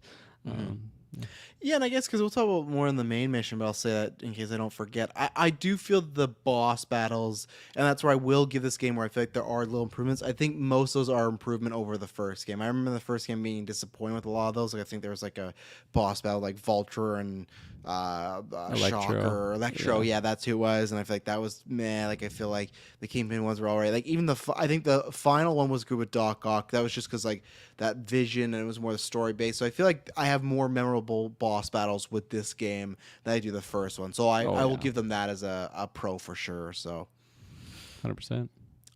yeah, so side missions. So we'll talk about just what you do gameplay wise, nothing story wise. And even then there's nothing too big, but you kind of have so Mysterio, that's your trials, you know, he's back, he's doing his thing. Mysteriums. Interesting. Mysteriums, yeah, yeah. And it's like kind of do a mission where you don't get damaged in 2 minutes, defeat enemies, defeat heavy. So that's kind of very similar like those speedball ones that you had They're always last like time. combat challenge rooms. It seemed, Yeah. and even like I thought I remember like Arkham City having those as well. I Yes, don't even, I Riddler don't think. rooms. Yeah, the Riddler rooms. Yeah. There you go. Yeah. Yeah, Totally. Riddler's always making you fight some sort of goons and stuff. So Yeah. that was fun. That's one where I will say, I'm not sure if you beat it, but like the final confrontation with Mysterio, I was kind of disappointed by that because I thought, oh, Mysterio can be really fun. I thought the setting was really good, but the actual fight was just kind of. I feel like I just kind of bopped the guy, and I felt like I know people go, it's Mysterio, but it's like it's a video game. He's illusionist. I thought they're gonna go really ham, which they didn't. So that was when I actually was disappointed, where I thought going into that would be a boss battle I'd be loving in the game. But Yeah. yeah. I haven't done too many of the Mysteriums yet, just because I think when I was doing them, getting gold on certain combat challenges were like extremely hard, and Mhm. I think it was just because it was early on. I didn't have all the gadgets, all the upgrades yet, so that was something I just kind of told myself I'm going to circle back at when I'm OP Yeah. and just come in and like can dominate them. Just get your suit damage all the way up, and like when you get your punches up to like 150 plus, it's like it's Yeah. nothing. I finished this one where it's like you have 2 minutes and 30 seconds. Near the end of the game, finish in 45 seconds. Like, hey, Mysterio, give me something here, you know. So Yeah, I did like to for like the certain side quest stuff, it is mutually exclusive to your character. Like the Mysterium ones are Yeah. only for Miles, right? And the lame ass science ones are just for Peter. I've only Like the done one like with the one green of those. logo? Yeah, I've only done Yeah. like one of those so Get him far. out of here. Uh, I don't. Go ahead. Yeah. And then just like the cult of the fire one, Yeah. being and like it is nice because they do give like a story reason why it is exclusive to that character. Mhm. But yeah, I don't know. I don't think any of the side quests was really blowing me away. Although there was a couple of them that I did find a little bit annoying, like the hunter. Bird things that you had to follow like through the slipstream. I just really Yeah. didn't like those. It just seemed like I do like flying around with the web wings, but it just the trajectory that they're going on, I found that those took so long too to get like the full download, and they're Mhm. shooting rockets at you, and it's just I don't know, it wasn't the most satisfying thing for It's me to do. and it's not that it's even challenging. It's just monotonous. It's just Yeah. because I feel like the rockets don't hurt you. You never feel like you're going to run out. You can just get back in the stream. Yeah, to me, I feel like for the most part, that's where I would really like them to focus on Spider-Man 3. As you guys got like, I think. Story I can go back and forth on because I think it's good. It's good enough. It's always checked to the box. We'll get there, but I think there's some improvements there they could do. But the biggest thing for me is the side quests because yeah, you have one where you use your web wings and you're just going through rings and you're just trying to download something. And to me, it's just boring. Like I'm just going forward in a stream. Of course, it turns left and right and stuff, but you're just gotta stay in the stream to download something. Okay, that's one. You've Peter's science experiments, which I hate. I absolutely hate of just like you assume this robot that flies, and it's like usually it's like go shoot these bees, go shoot this rat, go follow this bird. Like it's just like it's not that fun of things to do. The Miles Prowler ones, like I like enough, but that's almost more I like just because it usually has a conversation with Uncle Aaron. Like I feel like I like those more of story reasons, but those have a lot of you're controlling a Spirebot going through event, you're going through event. Like there's nothing too clever about them. So it's like the ones I like are mostly just the fighting ones, and that to me is like I get that in the main campaign. So not only do I feel story wise the side quest doesn't have anything, just even gameplay wise, it just feels like it's lacking. It just feels like it just could have a little love put on. Like there's nothing I'm gonna remember after this, and I think that's kind of a shame with Spider-Man. And I think sometimes some of the Peter ones too, you get like this science game where it's like, oh, these green, you gotta explode these things. It's like a science equation, and Oh yeah. it's like a Tetris sort of. There's a green ball, and then there's like spin-offs. It's like genes, and like you gotta break one, but you gotta break the right one, or it hits the green one. It's like fun enough, but it's just like, I don't know if it's needed. Like it's on the side, and not that any of it's needed, but it doesn't. It feels like I'd rather them spend their time doing something else, of adding more missions or just fine tuning it or write more dialogue, something like that. Like none of these side quests are. When I do New Game Plus, I feel like I'll just do the story. I won't ever do the side quests. Where Spider-Man 1, I have a few of those I will, and like Arkham City, I always feel like for the most part I gotta do the side quests. And mentioned too in the suits, there is one side quest that gave me a suit I really like, and at the end I've been rocking with Miles a lot. Is it's him, but it has the Puerto Rican flag on it. Really like that suit. Oh, I don't that have the one yet. Oh yeah, What it's side quest is that? it's like the college ones when you're helping a lot of college Okay. I have students one out. more of those to do. I have a funny story with that. I was actually, I think 2 nights ago, I noticed I hadn't done any of those Brooklyn Vision side quests, so I'm like, I'll just go and finish them all right now. And I actually like completely passed out. I think it was like 2 a.m. or so. I completely passed out in the middle of the mission. Woke up, and it's just like Miles like looking at the ground, like he's still just like. He's still like in game, didn't like shut off my PlayStation or anything. He's just like literally been standing there for like probably 6 hours in game, just waiting to finish this puzzle. It was That's hilarious. funny. I never actually finished that one, but yeah. Yeah, that was the same thing. I can't remember what night it was. One of the nights I was like, oh, I'm gonna keep going, and it was one of these science sort of just like side quest ones, and I completely fell asleep. It was, or maybe it was in the main quest where it's like, I don't want to do this. I'm not interested to it. And I think it was a couple, and I just woke up. I was like, oh, I'm not doing this. I'm gonna come back in the morning and stuff when I'm more clear headed. So As Bubs mentioned in the comments that he loved collecting those spider bots. I agree. I did really like just finding like the different versions of them, and then they would also drop like on the building and stuff. Yeah, it'd be like Yeah, glowing those like are a fun, pulse. yeah. And it's nice because it's not like you're starting like a cutscene to start these missions. No, It's yeah. just things around the world. Same thing with like the photos. We were joking about I'm that glad in the you Discord. mentioned that. Because I do like just going around and like seeing these little collectible type things, because it's usually activates like some sort of dialogue with the character commenting on the world around them. But I sure had some fun. Dude, like it got to the point that I was like strategically trying to get the worst possible photo for Robbie, and I just laughed so hard. New York's the best looking city in the world, isn't it, Peter? It's like a photo of like grass. Yeah. You could have a photo of a homeless man shitting on another person, like, this brings back good memories. Like, it's just, and it's funny because I thought that's one that it's not specific to Peter. Miles can do the photos too, Yeah. but they set this thing up where Peter, he gets fired from his job. It happens very right away, so it's not a big spoiler. And he's looking for work, so he gets a job with Robbie Robertson. He started his own one. I can't remember what it's called, the paper, but it's all about like what Peter pretty much pitches in the Raimi one of like, oh, you gotta show people like New York, like look at people walking their dog, and Jameson's like, crap, no crap. So I watched he's that movie this morning, so it's fresh in my memory. yeah. So Robbie's accepting the crap in this game, and it will be like, oh, take a picture of this volleyball court, and it'll be like people playing volleyball, but you could literally zoom down and just take a picture of their foot, and as long as it's green, you can't get pictures in wrong. Yes, I love this sport. Look at the competition these young people have. Youth, eh? And like you'll like the photos that I sent, because now I don't care. I was just doing it for XP. I'll stop, take a quick photo, go. I'll look, and I'm like, you can't even tell what's going on in this photo, but Robbie's fucking loving it, and that to me is fine because I like the bug thing like that, because that's just like a quick fun the world thing. That's with Spider-Man taking photos, and it doesn't take anything, and that I enjoy. That's not anything that bugs me. So I enjoy the photos and the robot. So For the spider bots too, that's another thing. They kind of like give some dialogue on with it. Like the last one that I picked up was the J. Jonah Jameson spider. So it's like it has like the mustache and like the flat top and everything. Just on this little spider, it's hilarious. And then Miles or Peter, whoever picks it up, will put a little dialogue on there. I picked up a Spider Gwen one, and I think Miles said like, "Oh, why didn't I use these colors?" Like it's just like a great like design for the actual suit, but it's just like the little spider. So that one's fun. Every time I see those pulsing, I usually stop what I'm doing to go grab it. And you can like, if you're going like Mach 3 flying through the air with your web wings, you can just grab them on the fly if you're close enough to them. I'm not sure if you knew that, but yeah, you can get some grab crazy. them, like not webbing, just grab them with your hand. Well, no, like if you get close enough, you just hit triangle and like you'll pull it in. So if you're just How like, have you been doing it?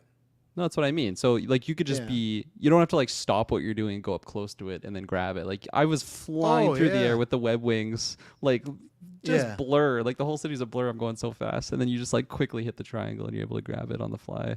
Okay. It's been Because I've, pretty I've fun to only grab it. I've only crawled up the one once. I've grabbed it that Mm. way every time because I'm always Yeah. swinging and get it that way. And then they Yeah, have those there you ones go. high in the sky too. Those Yeah. are fun that you got to like web wing your way up. So no, yeah, every time I do that, they can be sometimes those can be tricky to find because they send the pulse that when you get close they stop and you're like looking Yeah. around where you got to go back and stuff. But yeah, it's fun. Yeah, those ones are fun. What other side quest stuff? There has been like even just doing the crimes, like stopping the crimes in general. There's a lot of times when you have to take a civilian to the ambulance or the hospital Yeah. or whatever. I've literally just laughed my ass off every single time because every single person that you bring to the ambulance, I don't know if it's a bug or something, but it's always it seems like the exact same person because they have headphones on. I don't know why. Every single That has injured happened to person- me. No. Oh really? Oh, Like I've gotten headphones, but not every single one. has been Every a single headphone user. person is a headphone wearer. It's so funny. I'm like, Stop wearing headphones. They're they're sending like, a take those message. fucking headphones off. And they just break his Yeah. legs. So then you have to fly the guy. He's always wearing earmuffs. It's That's funny. hilarious. And then yeah, that's been a funny thing. Oh, that was the other thing I was gonna mention when it comes to side quests. If I never ever ever have to ride another fucking bicycle in a Spider-Man game again, it will be too soon because I hated the mechanics of the bicycle. There were so many moments that you have. When did you have to? Well, there's like main story stuff that you have to use one in, right? Where, no. I've not ridden a bike once in this game. I'd be in the main story. That's what I'm asking. No, Yeah. that's impossible. It's There's not like impossible. the science. There's a science experiment thing that you had to do with one. Oh, right. And then no, there's the only also time- when you're with the ride with Harry Harry, as well. Yeah. right. I forgot about the ride with You're Harry. doing like jumps and stuff, and it's just like, holy fuck, this is so clunky. Okay, and yeah, you're why right. did I they forgot- add this in here?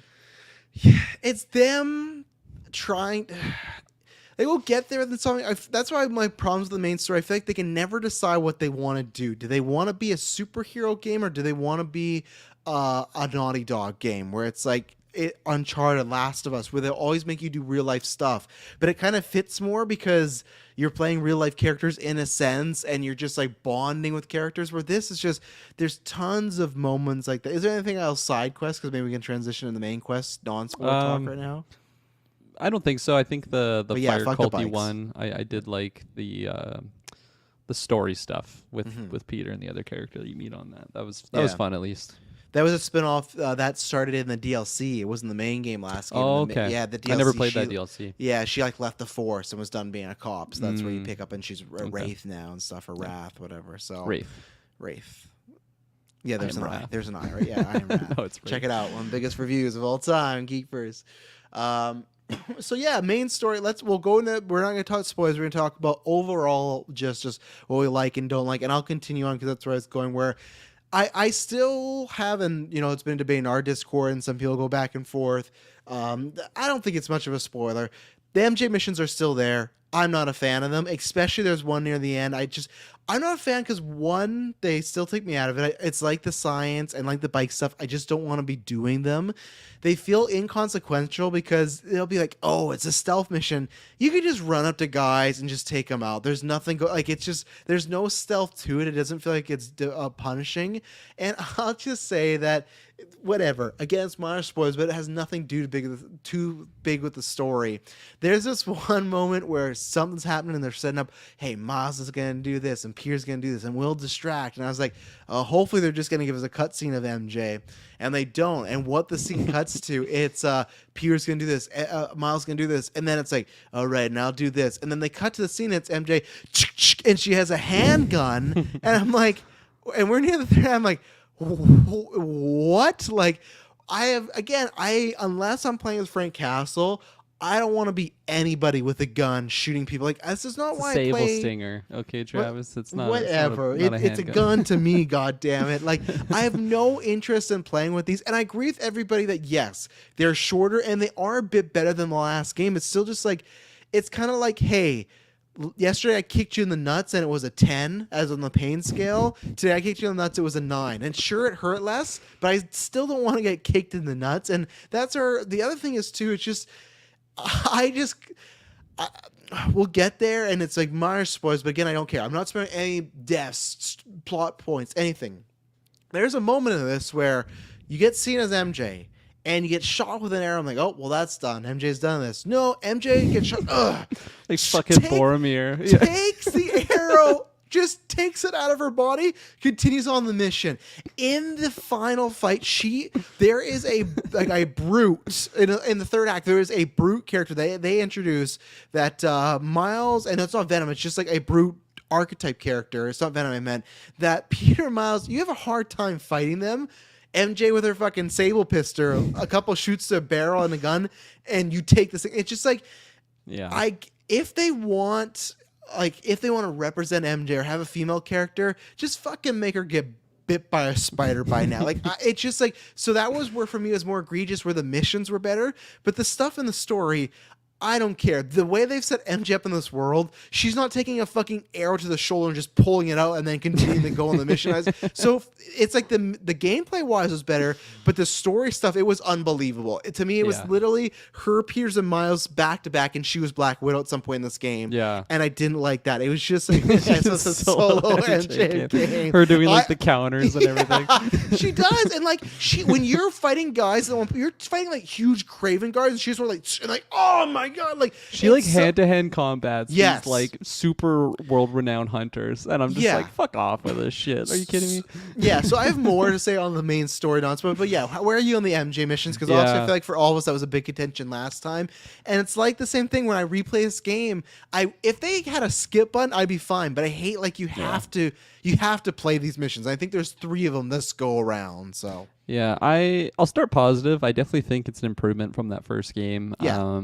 I just think that you're doing a lot more in this one. Probably the Sable Stinger is a big reason for that. The stealth is very much basic. It's very linear in the sense of like if you just go the right direction, you don't really have to like stealth way out of it. Like there's not like they'll purposely look away. Yeah, and like part of me is almost preferring that, because like in those moments I think for my first time experience, like the story, like getting to be MJ in this stressful environment, especially in the I don't think it's the first time that you are MJ, but there's a symbiote related version of it where it's like kind of scary actually, because you are very vulnerable of just being MJ. You're not this superhero. I actually really like the setup for those missions, so I really don't mind those ones at all. I am curious on another playthrough if it'll get to that point of just I don't want to have to do this again. I just want to keep kicking ass as Spidey, because that's how I felt kind of later on, especially just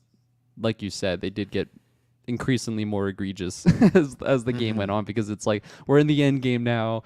This is like dire straits. We have fully upgraded skill trees on Miles and Peter. Peter has like some symbiote powers now. Yeah. And then it's just, and we got MJ with us. MJ Castle here, taking over for the Punisher. And just like, yeah, I was so shocked when she got arrowed in the shoulder, because it's like, holy fuck, like this is really intense. This is it? Like this is gonna be like an Aunt May moment where we're gonna lose MJ. Like fucking pulls it out, almost licks it like a fucking guy or something. She could took down the Predator in the Predator series. Just like full tilts towards the hunter and just fucking shockers them in the neck. I didn't know what I was playing at that point, so that was that was odd pretty choice. Ridiculous. And then like the final sequence that we already kind of touched upon with MJ.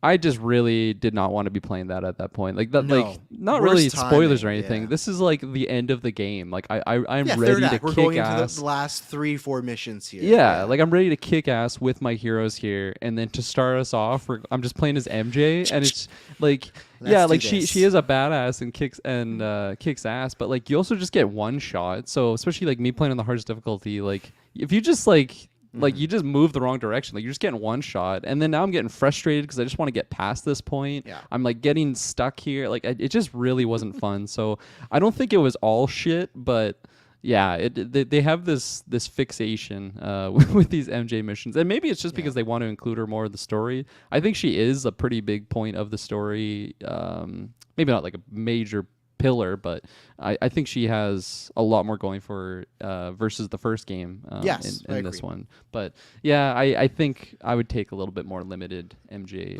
action. That's where it comes down to, and that's where I think for me, and that should be what is a good game or great game or whatever. Like if the developers came to you and said, "Hey, Kirkland, for Spider-Man 3, do you want 3 MJ missions or no MJ missions?" You're gonna pick no MJ missions, No right? MJ mission. And I think even people that say, "Oh, they're better, they're good," they still would say, "Hey, nah, I don't want the MJ missions," or at least a skip. Yeah, new accessibility options, skip the MJ missions. Yeah, it's just not, and I get it. It's just, I think also story wise, my problem is you don't learn anything you couldn't do in like a quick little cutscene, and that was with the Yeah. first game too. So I don't know. It is really tough though, because although I would say 0 MJ missions over 3 MJ missions, the one sequence that's like a symbiote Yeah. related one with MJ, I wouldn't take that out of the game. Like that was amazing to be playing through it. Like it was they really hit that fear factor for just how vulnerable you could be if you're not a superhero in those moments. So Yeah. it is kind of tough, but moving forward, I think I would probably just take none of them.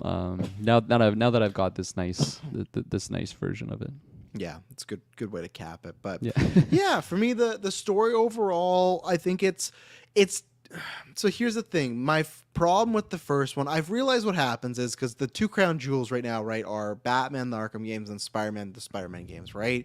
And I wonder if Warner Brothers watches this and they just feel like, we just gotta say fucking just do another Arkham game. Like I know they said Night was the last one, but I feel like with the success Spider-Man's having and Gotham Knights and Suicide Squad isn't, if Rocksteady doesn't want to, and that's a conversation for another day, they should probably just say, yeah, you're fucking making an Arkham game because they need to get that hype back that these games have, And they didn't 'Cause like close out the series on the last game, did they? no, Like, was it Batman. a very The fucking post credit is like a bat figure, like in the shadows. So it's like, what were you doing there? That we're gonna do. the Hopefully, Batman Beyond thing. Thanks, yeah, Bruce. thanks, Bruce.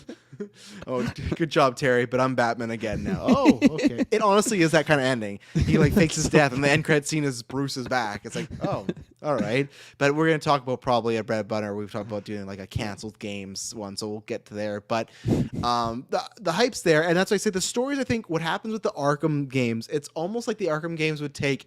Hey, there's not everything in comics, but there's a bunch of stuff that's happened in comics, and our stories are always gonna be set after that. So like, look at Red Hood and Arkham Knight. It's like that was after Jason Todd got killed. It's like those events happen some point. So it's always like here's a new story after all these events. So it's both games like you had to know or read stories or see animated stuff to know what happened, but here's a new story. Where this, it's like, hey, this Peter and Harry relationship, just like Amazing Spider-Man 2, we're gonna rush through it really quick, but you've seen the comic books, you've seen the games, you've seen the movies, TV shows, you know what this is. So you're just going to go with us. So that's the two routes they take. And I've realized that the Arkham games, they did new stories where now after the first game and this game, I feel like they're very much into adapting stories. Like, hey, the symbiote storyline, we're going to pretty much do it beat for beat and add a few new things in. Like, I'm sure it's happening in comic books, but something like Miles being around for it is great. I think it's a huge addition because I really like that. And they check, honestly, all the boxes with the symbiote stuff. They even throw in like a really good surprise, like in the middle portion I really enjoy. Actually, a couple that I really enjoyed. So I will say that this story, even though for the most part, I think we could have sat down and mapped out the majority of this, barring a few surprises, at least it had some surprises where the first game, like I said, like the whole buildup was like, who's this mysterious villain? And the whole time it's like Doc Ock on the sides getting fucking crazy. You're like, all right, we know where this is going. Where at least there was that you knew the buildup, you know what was going to happen, but there were some side stuff like, oh, that's really cool. So I thought the Venom symbiote stuff and Harry stuff, it's all you've seen this before, you've watched this before, you know the story. I think the only benefit here is you're playing it this time. Like you're living through it. And again, the gameplay is all great. I'd say the Miles stuff hits a little bit more home because I feel like that's more personal because you have personal stuff happening with Peter, but I think with Miles, there's still so much like his relationship with his mom. His dad passed away last game, so he's dealing with that. Uncle Aaron's in here a lot.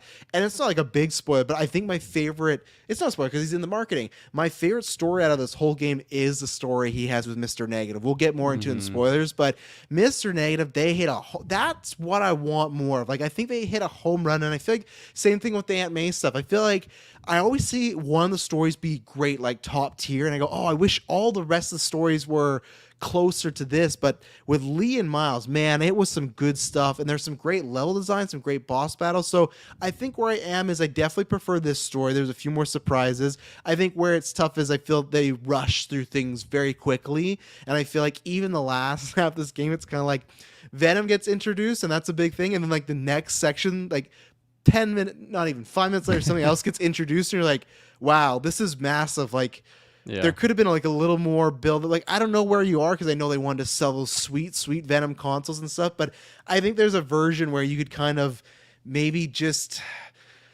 I'll explain more in spoilers, but I think they could have saved at least portions of the Venom storyline for later, but I think we kind of know maybe some plans they want to do. So yeah, in the business sense, I get it. Of we want to sell X, Y, and Z, we're doing this now. And you Yeah.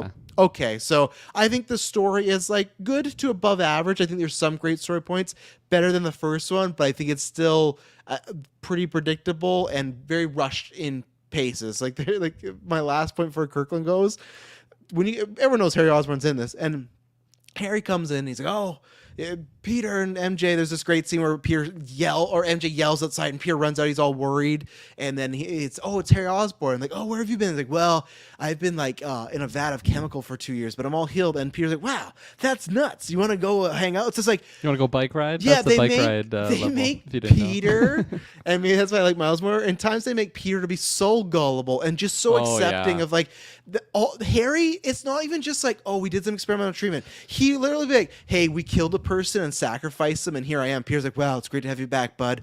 Like, it's like, and this isn't like Peter Parker. Yeah, this isn't. If it was year 2 Peter Parker, oh, that's fine. This is seasoned vet Peter Parker, and so much stuff Harry goes, they rush through that story quick. That's my con of like, you could have taken some time with this, but that's my non-spoiler thoughts. It's tough, because on that point, I completely agree. I think there's many moments when Peter just seems so fucking stupid, and my God, to the point, it's just like, come on, man, like. Airhead just talk over to here. someone, ask a question. Like, even if he's take a minute to think. Even if he's year 1 Spidey, even if he's not Spidey, if he's just a fucking regular Joe, like, he's making such stupid decisions, and it's embarrassing considering of like all of the people that he's knocked off on his list. Like, he's taken out Vulture, like the entire Sinister Six of last game. Oh yeah, he took by out himself. He took out Doc Ock. Like, he's training Miles. Like, he's this super smart guy.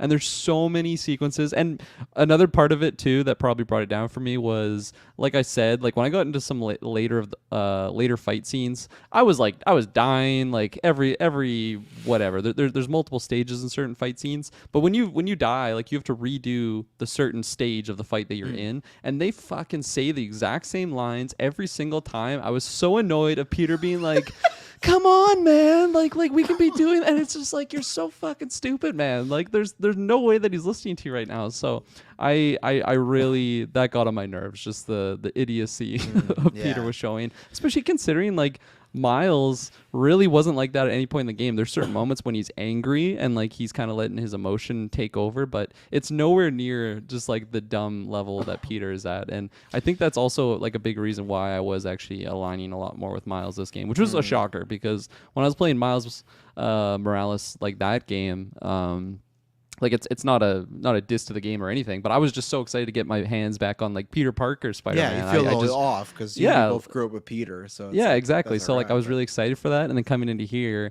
it seemed like he was like a lesser tier than what Miles was, at least for the writing portion wise. You know, I love playing as both of them, but maybe it's like a thing like wrestlers and football players have. I don't remember what it's called. It's like it's CTE, you know, it's when they have enough concussions. Maybe that's it. Peter's just had so many concussions over the years. He's like, he's losing it as it goes around. But yeah, they definitely, like, it just feels like Miles is sometimes just the more mature one. And it's just, and like I said, they kind of make him a little goof, which is fine. Peter can be that. I don't have a problem with the quips. I know I've seen some people be like, oh, this quip. It's like, no, that's Peter Parker. I just feel, and that's where I feel with the story, with moving so fast, I think that's what it makes Peter look a little silly. Like I said, if you were floating around in a tank for 2 years, that's not of the norm. That's not like we don't have BAFTA tanks, and they say things that don't it's weird because Miles seems like he's more it's almost like the superhero versus Uncharted, Naughty Dog thing again, where Miles feels like he's in a more realistic world where Peter feels like he's in a more comic booky one, and maybe they're doing that on purpose to try and differentiate them. I think they're doing that on purpose for another reason too. We'll talk about in spoilers, but it did almost make me, it was between that and then also like the face change for me. I was just like I wasn't loving Peter like I was the first go around, and that was where I think the writing kind of faulted him as a character, unfortunately. So yeah, I agree. I don't know what to say for spoilers, or I'll just drop it now. I think this is non-spoilers still, right? Yeah. Okay, I was worried. I'll just drop it now. I was like, well, I think I don't think it's a spoiler. I think it's just like a good general my thoughts on like the whole symbiote storyline, I guess. I think this is by far the best like video game version of that storyline. You were worrying me there. I'm like, where's he going with this part? It just seemed so like, they do make some differences in like, I guess just what they pulled from maybe the comics or the animated series, but I just thought it was like, this is the symbiote storyline that I've been wanting my entire life in a video game, and I think they completely just knocked it out of the park. Especially just the like, it's not a spoiler, Peter gets the symbiote suit at some point, and just seeing that transition of like what it kind of does to him. I thought they tackled that in a good way. I think, yes, you did bring up some good points of like maybe some of the story aspects kind of get rushed later on, but I still think that the overall just it like affecting him just as the story's going on really was impressive. And it could be anything from just the way that he, like, after you stop some crime, just the way that he like says things to the criminals, like, you're lucky I stopped where it is. Yes. Suck it. Suck it. See your brother in hell. And like the quips just kind of go away later on when you have the black suit for a long time. So I just really love the attention to detail that they had on that. It was something that I think I wasn't even really looking for, but the fact that they had them in there is just like, man, they put the attention to detail on like, you could tell that they really wanted to tell this good symbiote story and like do it properly, and I really think they did that. I won't say anymore, but I just loved that. I could have used a little more time with it, as far as, again, I feel like from the point of when Peter gets it to a few missions to when he loses it, it feels like still a bit too quick for me. It's still like, I'm not saying like it's a hiccup, it's not, you have it, but I just wish there was a bit more with the world with it. But it's fine. So I agree with you that I think it's the symbiote part, that stuff's done well. I think it's the personal relationships that I have some issues, and there's something I think near the end with the symbiote that they do where I think, okay, you went too hard here. I think you didn't need to go back this route, but I get why they do it, because maybe there's not another time. I don't know. It's like I said, it's difficult. It's tough though with this series, because it's like, it's gonna sell well. So for me, some games I understand where it's like, well, we gotta get this in because we might not get a sequel. It's like, we know we're getting sequels here, so I feel like you didn't have to do this. But I think the actual changes and having the symbiote there, I think they did it justice. And I think the Venom of it all, in a world where we have Tom Hardy's Venom running around, I much prefer, because that's been the other debate, like, which Venom's better. It's like, sure, this is a little rushed, and sure, there's some aspects of Venom missing, but this is the type of Venom I prefer. The more no horror scare. In sight. No tater tots at all at the Emily May Foundation. So, Is there anything else non-spoiler, or should we crack this open and get in some spoilers? I'll be dancing on thin ice, I think, if I keep going in the non-spoiler route. Okay, so what we're going to do, we'll take our last break. Maybe we will do, actually, let's drop a rating, because in case somebody hasn't finished the story, maybe they're going to get to later to play Spider-Man Wonder, Mario Wonder, lots of stuff going on. I'll go first just because I'm going to say Kirkland's might be higher, but it's tough. I need to think about it, but I think I have to give this like a 9.25 or 5. I don't know. It's definitely not a 10. I think I gave the original game a 9, so there are some things that are better, but just by like a couple percentages. I just can't get it to like a 10, because like 10s for me are games that kind of have like almost everything, or the enjoyment factor is just so good, like a Marvel Ultimate Alliance, or like a what is it, like a, I don't know, like a Smashers. But that's the tough thing with video games. It's much different than a movie route, because there's different types. So it's just like, for this, I think it's just on the cusp. I think a few changes with the side quests, with some of the story stuff as far as the missions with MJ stuff I don't need, and even just on the story, I think It's tough because I think I see the story and I see that like Arkham City level, all this works together is fantastic, but then they just kind of miss the mark, and not in a way where it's bad, but just in a way where okay, there's a little to be desired here. So that's where I think I am. Like, I'll say safe like a 9.25, but a great game. If all my negatives, I think for the most part they're pretty minor. You know, like if you tell me, hey, Spider-Man 3 is gonna have these same negatives, they're gonna have the MJ missions again. It's like okay, but the rest of it's great. I have such a great time. It's like the first game we talked about. You literally feel like you are Spider-Man. You get that. It's like Arkham. You feel like you're Batman. Like you get those moments. You just have whether they're fighting or whether they're web swinging. You just like brings a smile to your face. It's that game where you just put on Across the Spider-Verse soundtrack. You swing for a bit. So again, I think it delivers fully on what you want from this game. I don't think it disappoints. I think there's things it could do better, but it definitely doesn't disappoint. So I'd say that's where I'm at like a 9.25, a little higher than the first one. Yeah, I can't really remember what I gave the first game. 3. Honestly, I feel like I probably just gave it a 10 out of 10 because it's just like at that time it was the perfect Spider-Man game for me, even though it's not a perfect game. So Yeah. take that how you will, but I would still put this one above that. So if that was the case, I guess I'm giving this another 10 out of 10. 10.1. 10.1. I don't even feel bad about that because although I think it's not like a perfect story or there are some aspects that I did find annoying, it totally improved upon that first game, and this is the Spider-Man game I have been wanting, especially tackling the symbiote stuff. And I mean, like I didn't even really talk about it too much, but the whole Craven inclusion too, I thought that was really Oh really my good. god, yeah. No, let's talk about finish. Let's talk about that Okay, quickly yeah. for non-spoilers, because that I think that's the to me the it's tough between him and Mr. Negative. They're neck and neck for Yeah. best villain. Same thing. We're gonna get a disappointing Craven movie next year. This is the fucking Craven I want, man. This was Yeah. so damn good. The But fear continue. factor that he brought, and just Oh my like God. I Great felt voice like I actor was, too. Whoever Oh, he yeah. was, yeah. Oh. great mocap on him. Like he was just really, really well designed, and I just felt like New York became his hunting ground. And yeah, I thought they did such a good job with that, especially. I don't think it's minor spoiler. He's hunting some big baddies out there in the world, and just kind of fought like hunting the hunter or whatever it might be, trying to save certain prey that he might be going after. I just really really like that aspect of it. So yeah, I thought that was really well done. But yeah, no, getting back to my rating, I don't feel bad if I do give this one a 10 out of 10 because it's so fantastic. Like I enjoyed every single moment that I had playing this game. Even there were some moments that were frustrating.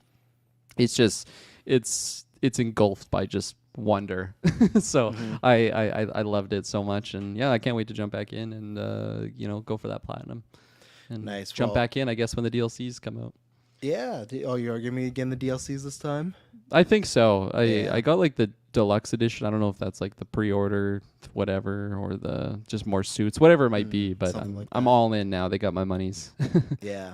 All right, we'll take an ad break. We'll talk story spoilers. So yeah, we'll probably start with Craven. But yeah, if you don't want to be spoiled at all, now's your time to bounce out. Thank you very much. I think me and Kirk will probably return, and we'll probably do like a Spider-Man 3's prediction cast too, because we did that the second one. So we'll probably do a bonus one in a couple weeks. So we'll talk more spoilers there, and I think the developers will start doing spoiler interviews, and they're already teasing some stuff. So expect a follow up there. We'll probably do a bonus side quest. But yeah, if you've not played it, kick out of here. If not, we'll be right back. Or if so, we'll be right back.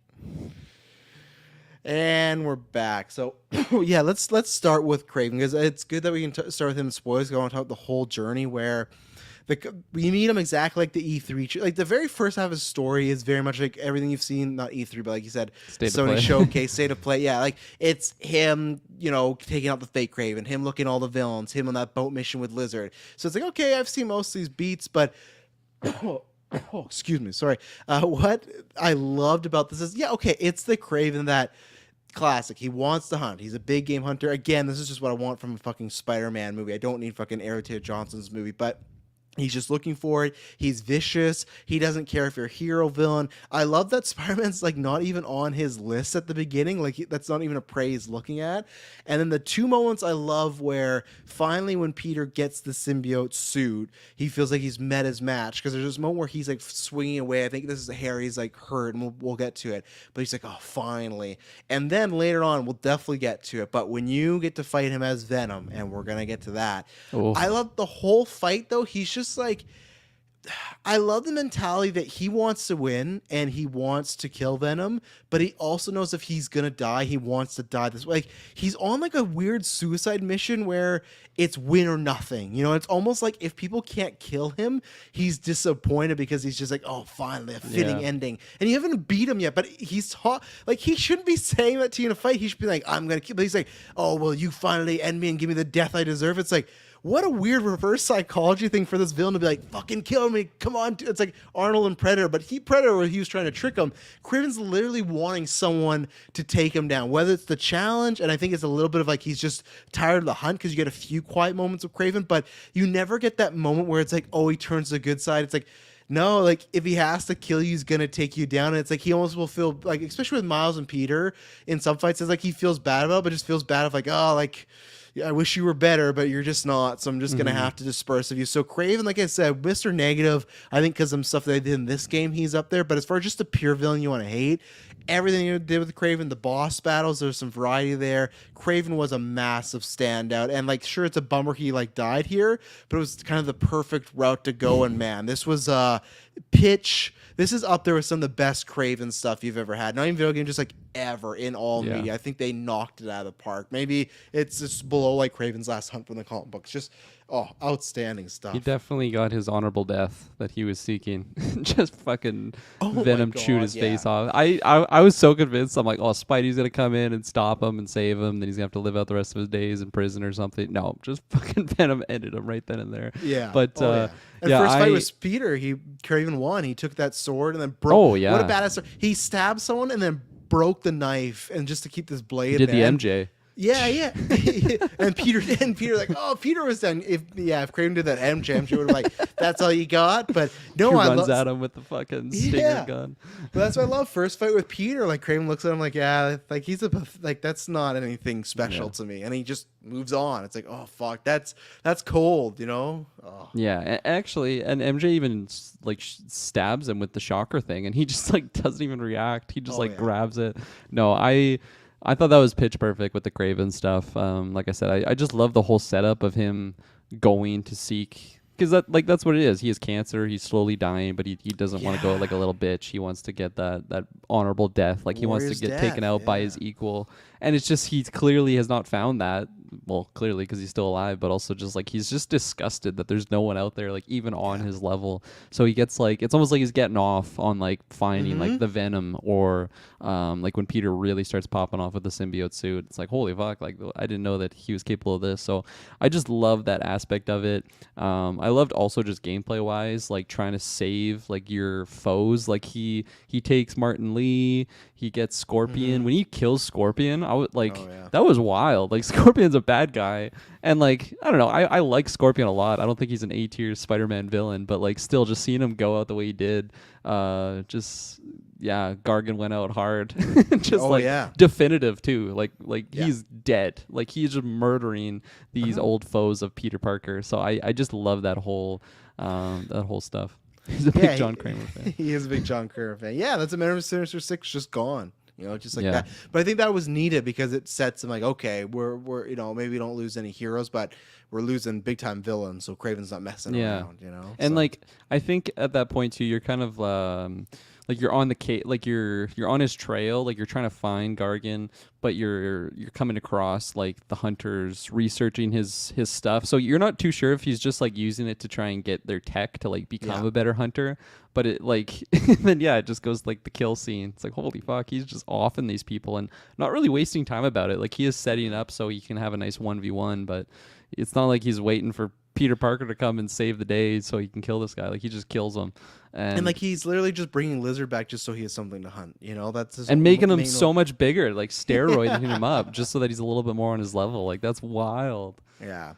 No, it's good shit there. Yeah, you've mentioned, I forgot the cancer stuff. That's like a great motivation. So yeah, Craven, they did aces here. Really, really good job here. But we'll talk about it because we've been waiting for so long, for years. Lots of speculation. So we'll go in the order of events, but we'll talk about the main thing where You meet Harry. We knew they were doing a bunch of stuff. It's revealed, kind of like we said, the suit is on his body. They do this great thing where the suit keeps trying to grab Peter. That's very, very cool because Hmm. like the suit wants him more. And at one point, that's what we talked about. Peter gets stabbed by Craven, and Harry gives him the suit to kind of heal him, but the suit won't go off of Harry, and it's revealed that Harry's just gonna die if he doesn't have this suit. For the most part, we'll get into some more of that later, but they go through similar beats. Peter starts getting mad. He's getting, mean with MJ and all this stuff. He starts to get more and more not saving civilians. Do the fight with Craven. Very happy because I was quite worried at one point because we had talked about it. So like, oh, this has to be a boss battle. And at one point, I really thought we weren't going to get the Miles versus Peter battle, and we did. But they were just going in a story route where I thought he was going to lose the suit before. Just very fun. Like, it's just like fun to have. I think they could have made it like a little bit bigger, but still just like you have to do that, and they did. That's where I talk about like Insomniac being like, hey, these are things that would be really cool to do in the game. Let's have Miles and Peter fight. This is the only time we can do it. Make sure you do it. And they did it, and it was an entertaining battle. The conversation there was good. And then of course what happens there is you get, Harry gets the suit back. He's all mad on this time and everything like that. And then you eventually get to play this mission called Don't Be Scared, which everyone's going off about, but you get to play as Venom. We speculated this because Todd McFarlane kind of said some stuff, and there's been some things, but we didn't know. But yeah, you get this thing where you pretty much just no Eddie Brock at all in this, so there's all the theories gone. It's Harry Osborn, like most of us all thought, but Harry's full on Venom mode. They do a bit of the split personality stuff, but not too much, but full on Venom mode, and you get to play as him just breaking out through Oscorp. You're killing all these innocent guards. So it's very much like the ending of Rogue One, where you're seeing Vader kill all these people and you're not supposed to enjoy it, but you are. And yeah, you get like a little mini tease here. You get 2 attacks with them. You get this thing where you can pick up guys and you can like swing them around or hit them. Like, he plays in a very heavy tank way, in a way where it's like, man, how would they do a video game with this character? And that might be another cast we talk about. But what did you think about finally getting your hands on Venom here and a whole kind of mission to play? And like you said as well, it ends in you fighting Craven in a final boss, which is really cool. I thought it was just going to be Oscorp, but the fact that you got to have a boss battle, I was just like, man, when that's just like, oh, I'm going to fuck Craven up. And I did. Oh, I yeah. did with that. It was so great because it's like we talk about it in other games. In Marvel Ultimate Alliance or Smash, when you get boss characters, sometimes they can be a little pared down, but this felt like, no, you've unlocked a final boss and you get to play as him, and Yeah. man, it delivered. That's the event I was talking about when I was 3M and I got that. I had to stay up. It was joy. One of the best video game things I've ever done, period. Yeah. I think it's a highlight for the comic book community. So It really surprised me. I didn't think I was going to be able to pilot Eddie there. I thought it was going to be, yeah, okay, this is the moment that he becomes Venom. That's really badass, but now I'm going to have to deal with this. But it's like, no, not yet. You are the bad guy right now, so pop off. And yeah. I mentioned Ultimate Spider-Man earlier on. Like, that was my favorite Spider-Man game up until I played PS4 Spider-Man, just because you could play as Venom in that game. And of course, like, the mechanics are a lot different than than this PS5 version, and it was so satisfying to play. All the abilities, the pure raw tankiness that I felt. Like, I just felt invincible, even taking on Craven. It felt like child's play. And I love the aspect that they kept the core gameplay mechanics the same as Miles, Peter, and Harry's Venom. Like, the parry button was still the same, and like, you still have powers. It was just boosted up. Like, normally if there's like range attacks coming at you, you can only really dodge them. But like, here you could just like full on parry the ranged attacks and just like use your symbiote arm, the tendril, to just fuck up like the sniper way in the corner. So it just seemed like, I don't know, I didn't really want that sequence to end. It was just so satisfying. And I loved from start to finish that sequence. Like, even after you kill Craven, when he kind of is like scared with himself, like it's first person view, and you see like him looking at his own arms, and then he goes to his mother's grave and just kind of has that moment of like, what the hell is happening here? And really just mind twisty in all the creepy Venom ways of like, he's hearing his mom's voice, but it's just Venom like playing tricks on him. So I loved all that stuff, especially just like Venom is my favorite Spider-Man character. I mean, like, it's tough. I feel like I could make the arguments for Peter being, just because he's like my first Spider character I've ever attributed myself with. But I just really, even as a kid, like the first time I saw that Venom look, like, it just totally struck a chord with me, and it just, in all the right ways. So to have like just such a really like true like just I don't know, like I just think they 100% killed it with the Venom stuff. Even though it isn't Eddie Brock, I didn't feel like I was missing something because it was a different character piloting it, and I actually quite liked what they did with Harry in this game. I think there is certain areas of his story that just seemed like we were going somewhere, and then it just had to get to the end, so we just rushed past it. Yeah. But for like, when he has the suit but he's not like a bad guy, like I love those moments actually, when he is like just a really nice, genuine, happy guy hanging out with Like at the MJ and beginning. Peter. Yeah, As exactly. you say, when Like, he goes full Venom, he's no longer a nice guy. no, at the end. exactly. Okay. But I love just having him around, because I feel like for myself, I haven't really experienced Harry in that aspect. Like it would have been, I guess like the Raimi Spider-Man, like the very first movie, and then after that he's just like, fuck brother? Spider-Man. Yeah, like he's just really upset with the world up until that point. Yeah. So to see him here, like he really seemed genuinely like wanting to save the world, and like just a nice guy. Like it was really really fun to just see that version of Harry Osborn, and even just like having Norman too in a different light. Like I wasn't really expecting that at all, so that was fun. I know I started with Venom there, but I kind of went on the whole Harry No, thing. that's fine But because I already spoke of Venom, so yeah. that's good. Yeah, so that's where I wanted more. I liked their relationship, but I just wanted more. Like I said, some of the stuff we talked about earlier just felt like very hand wavy. Like, how are you back? Where have you been? Yeah. Oh, I didn't want to tell you. Okay, that's fine. But there's all this weird stuff going on. What I found weird with Norman was the whole game. They made Norman very caring about his son and very concerned.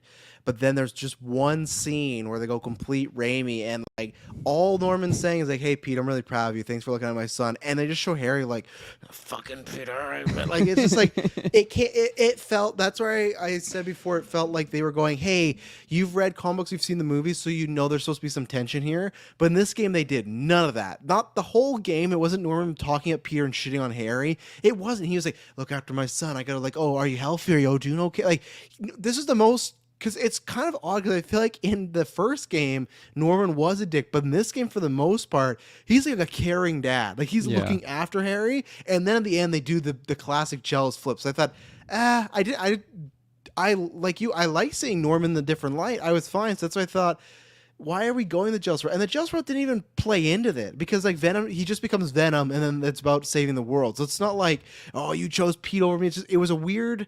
They just take moments where you go, why did they do this in the third act? But yeah, I like the Harry relationship overall.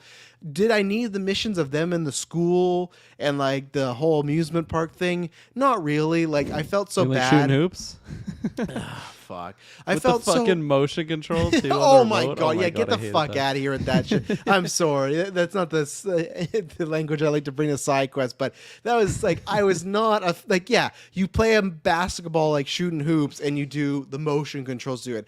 That's lame. I felt so bad. There's a moment where you, Peter, and Harry go to, I think it's like Coney Island or somewhere. There's just all bunch of amusement parks, and you can take the roller coaster. Man, please give me a skip option. Okay, put your hands with MJ up here. Woo!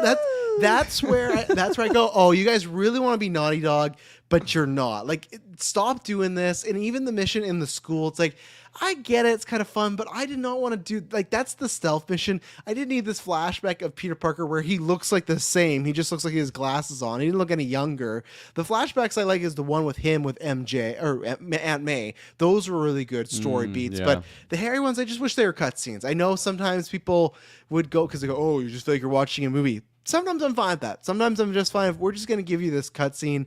I didn't need to play through Peter sneaking through the school. But yeah, it was, what I was trying to get to is so funny when we're at Coney Island. You shoot hoops, and then you do the water blaster game where you have to shoot the target and it goes up. And then after that, there's like 10 different games you can do. And then it's like that, or you can just go to the roller coaster. You have to walk through the park. Sometimes they only make you be able to walk slow, which annoys the shit out of me that I can't just run. It's just like, fuck, let me get through this. But as we're going there, I'm going to skip all these events, just get to the roller coaster. I get to the new story point. Everything we pass, Harry's just like, man, I'd love to play some boxing. Oh man, that looks fun. Oh, wouldn't hoops be great? Like, wouldn't like whack-a-mole be great? This is a guy who's been in a tube for 2 years, and my peer's like, nah, fuck that. We're just gonna get out of here. Like, oh, we should stop here, man. And I'm just speed walking as fast as I can. I felt so bad for Harry. He just wants to experience the world, and Peter's like, nah, I'm out of here. So I like that overhaul. I think this is where I'll go to where I love Web of Shadows. Web of Shadows is a fucking guilty pleasure of mine. I love that game. That's a game where, like, after the first act, Venom takes over the whole New York, and it's just everything's a symbiote. That happens in this game, but this is where I hate where Venom, you beat Kraven, and then he's standing on, like you said, he has this back and forth with his mom, and he's like, heal the world. And that's where another thing that was very rushed, he meets Peter, and he's like, hey, remember when we talked about, which again, so generic, remember when we talked about healing the world? It's like, who the fuck says that to their friend? Like remember when we were in grade 5 and we were talking about healing the world? Yeah. And not even helping the world, helping people. It's like, remember when we want to heal the world? It's just like, what the fuck? But like, so Harry has been gone. Off the map, can't find him, and then all of a sudden he's like, hey, do you want to heal the world? Peter's like, yeah, I'd love to do something like that. Well, great, come with me. He has a fucking Elon Musk, like Mark Zuckerberg 3-4 foot story building called the Emily May Foundation in New York, named after Harry's mom and Aunt May, of course. Peter walks in, he's like, whoa. They had no fucking idea this place is. Now, granted, sure, you might not know Emily May, it's after the names, but it's just like, it's a massive science building, and they act like it got built in a day. And Harry's like, check this out. It's fully staffed. It's not just a building. It's fully staffed. There's 100 employees there, all have jobs, already working on like cures for cancer, all this stuff. And Peter got a Hadron Collider like in the fucking building. Peter and MJ have no fucking clue about this thing even existing. So that's where I talk about like how rushed it is. It's just, I don't buy this. This is a guy, like, he wouldn't have heard about this, and I'm supposed to believe he's a smart guy. So hearing Emily and May put together, I feel like, wouldn't you jog something? Like, it just felt so just very cartoony. Saturday morning cartoon of like, look at my science fair, and just like, whoa, you like it. Yeah, just even like earlier on, and granted, it might be when you're playing as Miles, but you come across like some sort of like sciencey type thing, and it's literally the Emily May Foundation, and Genki on the radio is like, Miles is like, oh, is it okay if we use this? And Genki's like, yeah, it's a new startup, but like we've got permission so we can like use their tech. And it's like, meanwhile, it's literally like Emily May Foundation. And then when you go there as Peter, this is named after Aunt May, and it looks like $1 billion facility. Yes. With just a giant office in the middle. It's like, Peter, this hundreds is of employees. Yeah, the giant, it's already made. Like, it's already good to, like, there's just, and again, it's not that I have problems with that in the story, it's just that it happens so quickly. I almost would have liked the story if like they had the idea, and imagine if it got built throughout and you get to be Peter seeing that step by step. But that's where I hate when I was trying to get to Web of Shadows, where they go from he's Venom, I want to heal the world, and then you cut to scene and like New York's completely taken over by symbiotes. Like, what? And like all the buildings are that. There's thousands of symbiotes. I like the idea, but that's where I just go, this like has like a whole game potential all over it. And I know someone's gonna come at me like that's what Web of Shadows was, but like this is them but doing it better. Like this is, you could do that. You get different symbiote versions of characters. And again, I know it's like game. It just felt very rushed to go from a very personal issue with Harry, and the times that Harry does feel like a little jealous as the suit won't, like Peter won't give it back. But it's weird because Peter keeps saying stuff like, "Oh, I was such a dick to you, and I'm sorry," but like, there was multiple times where Peter tried to give him the suit back, and the suit just wasn't letting him. And it felt like the story was trying to tell you one story that Peter was keeping the suit, but really we showed on multiple times that Peter was trying his best to give him his whole mission to get, even when he's fucking fears Peter Parker, he's like, I gotta get Connors back so I can get the suit to Harry. Mm-hmm. It felt like, again, it was like, what, like Harry's motivations and why he's mad don't fit what Peter's doing, and it just felt like they were missing some beats. And again, for me, I just felt like we didn't even need the whole city to be taken over by symbiotes. I think that just reminds me of like Avengers MCU stuff where it's like, oh, the city is in peril. Just keep it to maybe the final boss. You meet him in the subway, and that's when he takes over the subway and a few people to fight. But Yeah. I didn't need all of New York to be taken over by symbiotes. I get it is fun, like, and that's where I have the mind thing. It's fun to play as a fan. It's fun to play as a Spidey connoisseur. But the story wise, it just felt like we went from a personal issue to world ending literally within seconds, and it didn't feel like it was warranted. So I think for gameplay stuff, great. For story wise, again, just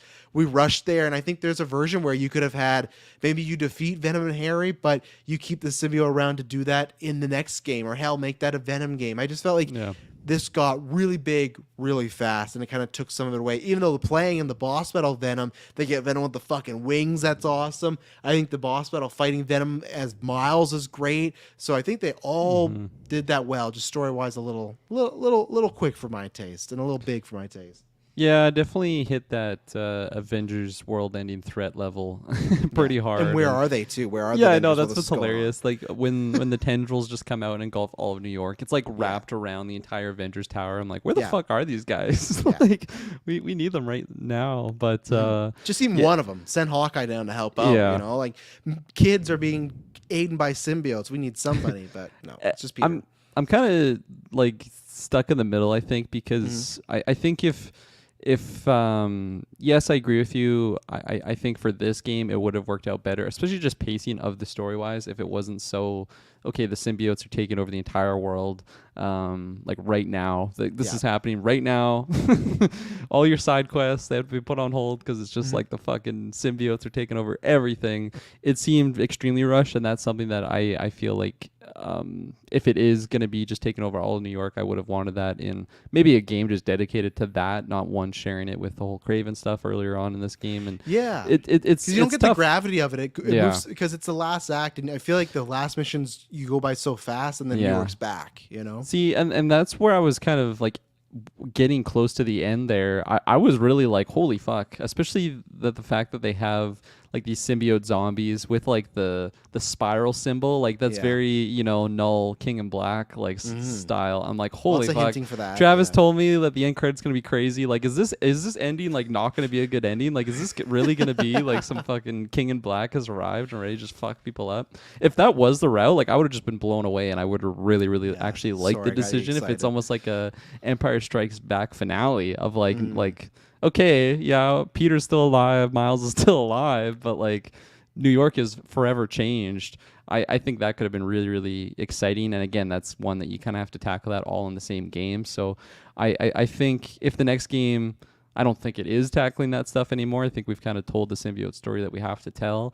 'Cause, like, again, like looking back on it, if we never tackle this stuff again, I am still kind of glad that I did get that symbiote world ending stuff in this game, because if I never get it again, like I am glad I got it here at least. And to get the Venom wings like flying through the fucking night sky with just like the tendrils everywhere, what a visual. And like just the art style looked amazing. So I don't think I would change that.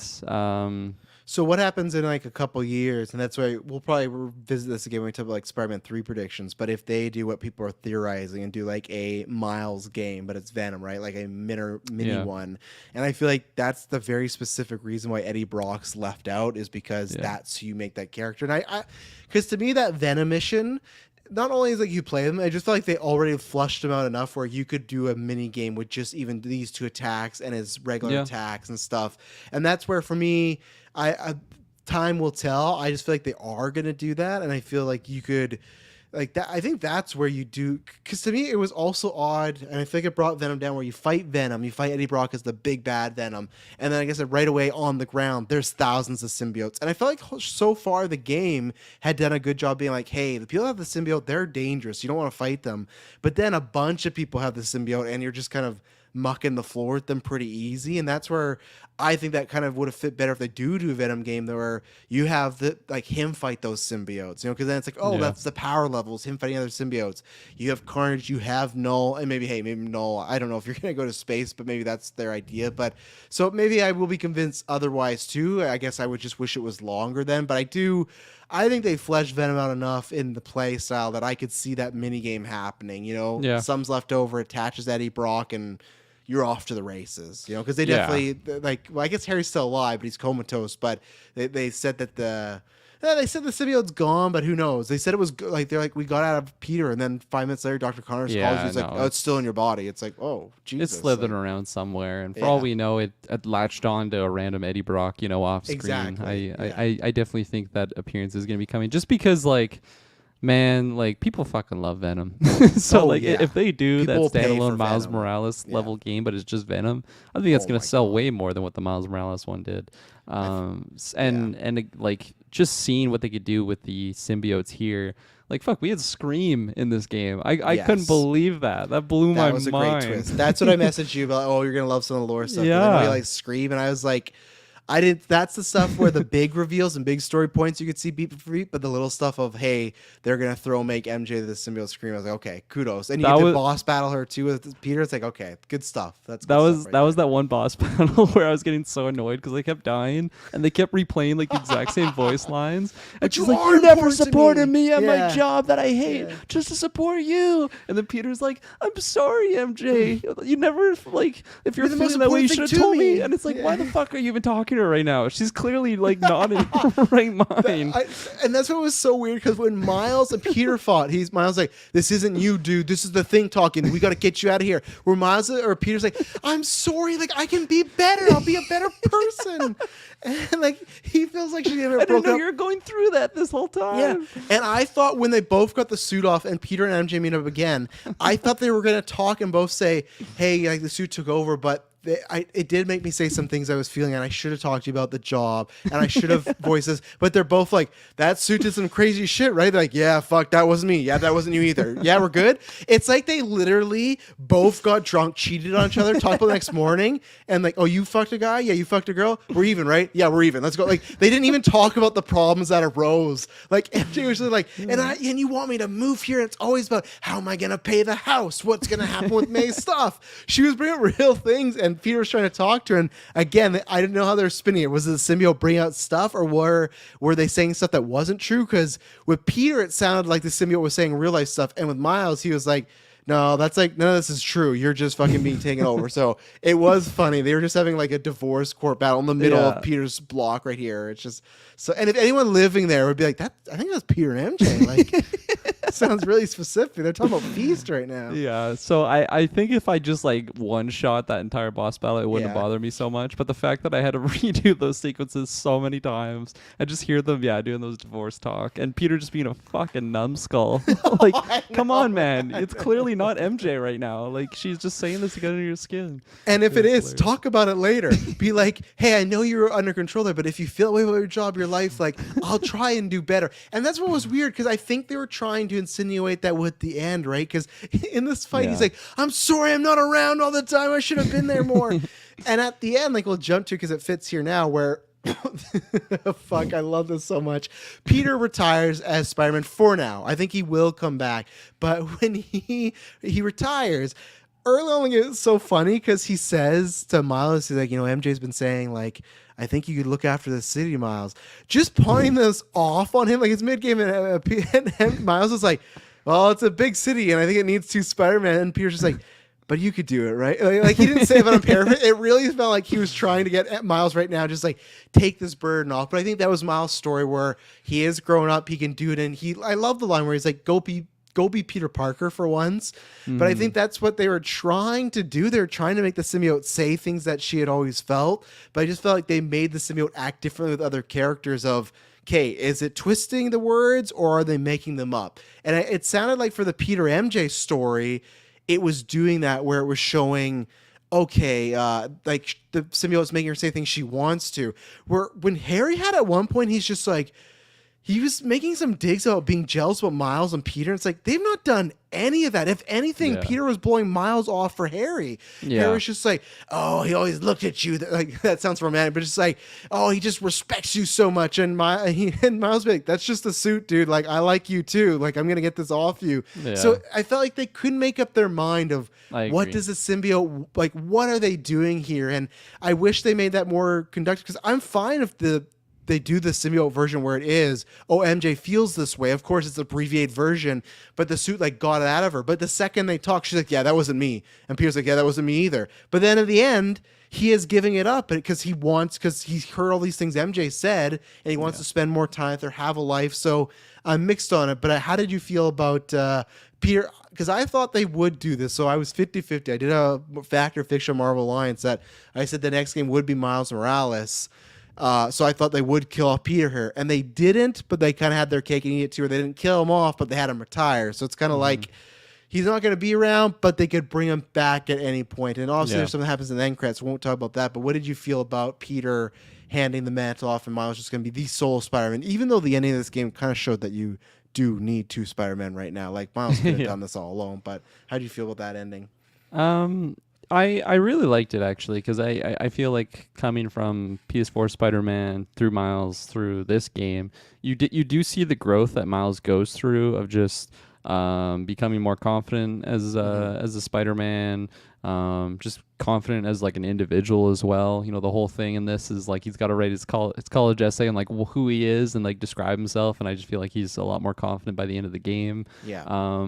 And he also just pops off. Like I found like his power is just really, really strong. So you do see like the gameplay growth as well. But so I was really, really happy with it. And coming into this game, like I was mentioning earlier, like finishing Miles, I just couldn't wait to get my hands on Peter. But I was very surprised on how much I just wanted to keep playing as Miles. Like I feel like my overall gameplay is probably 50-50 split amongst the two of them, which I really thought it was going to be skewed in the Peter direction. But they just do really, really good job at differentiating like the two Spider-Man, as I was saying earlier. But specifically for Miles, I don't feel like he is the B Spider-Man. No. Like he feels very capable, and I think going to the next game, I maybe like entering this game, if I knew that Miles was going to be the only Spider-Man in the next game, I would definitely see that as like a negative. But now I'm totally confident that it'll be good, and I am happy that Peter's not just killed off, because we at least get to see him at some point. I definitely think he'll be donning the mask at some point in the next game. Just I don't know, maybe as like a Peter B. Parker sort of role, you know, like a main role, but like at least there for some guidance and whatnot, because he does have you know, some reps under his belt. Like he has fought the Sinister Six alone, and just a lot of knowledge for Miles to kind of pull from. And also just like as the game was going on, you know, Shay and I were talking, it's like, I wonder if they're going to kill off Peter in this game, but it's like, there's no way they're going to do that, because what's going to happen at the end of the game? I've spent all these like suit upgrades for Peter. Like there's no way they're going to make me just not play as Peter. They're not going to do a Red Dead Redemption ending for I didn't this. think that, but I thought that they could do the thing where they'd be like, oh, you can play the game, but it's the rest of it takes place like before the final mission, because that's happened before sometimes too. So that's why I thought in my mind they could still kill him here, because maybe they say, oh, if you want to finish Peter's story, you're MJ go dons back the mask and she's popping off there with the gun. She's just shooting. She doesn't even have spider power. She's just running around with the outfit, just shooting people, stunning them. She's got like the Wraith thing where she's like a fucking like hook, just swinging around the city. Beat Venom 2 shots in the final battle. God. Yeah, and so I think for many different reasons, I'm very happy the way that it went. I like Miles a lot more than I did like from the start of the game, and I kind of want to just let Peter be Peter, because he never really had that opportunity, and his relationship with MJ, it's definitely like peaked in this game, but like in the last game, it was, you know, they weren't really talking. It was very rocky, and it seemed like he had an extremely difficult time just balancing. I mean, it's a Peter Parker, it's a Spider-Man trait, just balancing the superhero act with your everyday life thing. But to get to see him just be the science guy, that'll be fun for the next game. He'll probably be like the Harry role, where he's just always doing these Miles, go to this environmental science thing and do this. You'll be the guy on the mic in that direction there. But yeah, no, I'm very excited for the next title as Miles being the main guy, as well as just who they're going to bring in, because I don't think it's going to be an only Miles show. You know, end credits kind of got brought up there, but we'll talk about that in a minute. Yeah, you'll just get mini games of Peter and Emma just having still anger, revenge sex from the Venom fight. Because you know, after that, they must have had some great sex, just both Venomized and everything. Or really sad, where they just both cry and like, it's over. But yeah, so we'll see. But yeah, Oh God, jeez, Louise.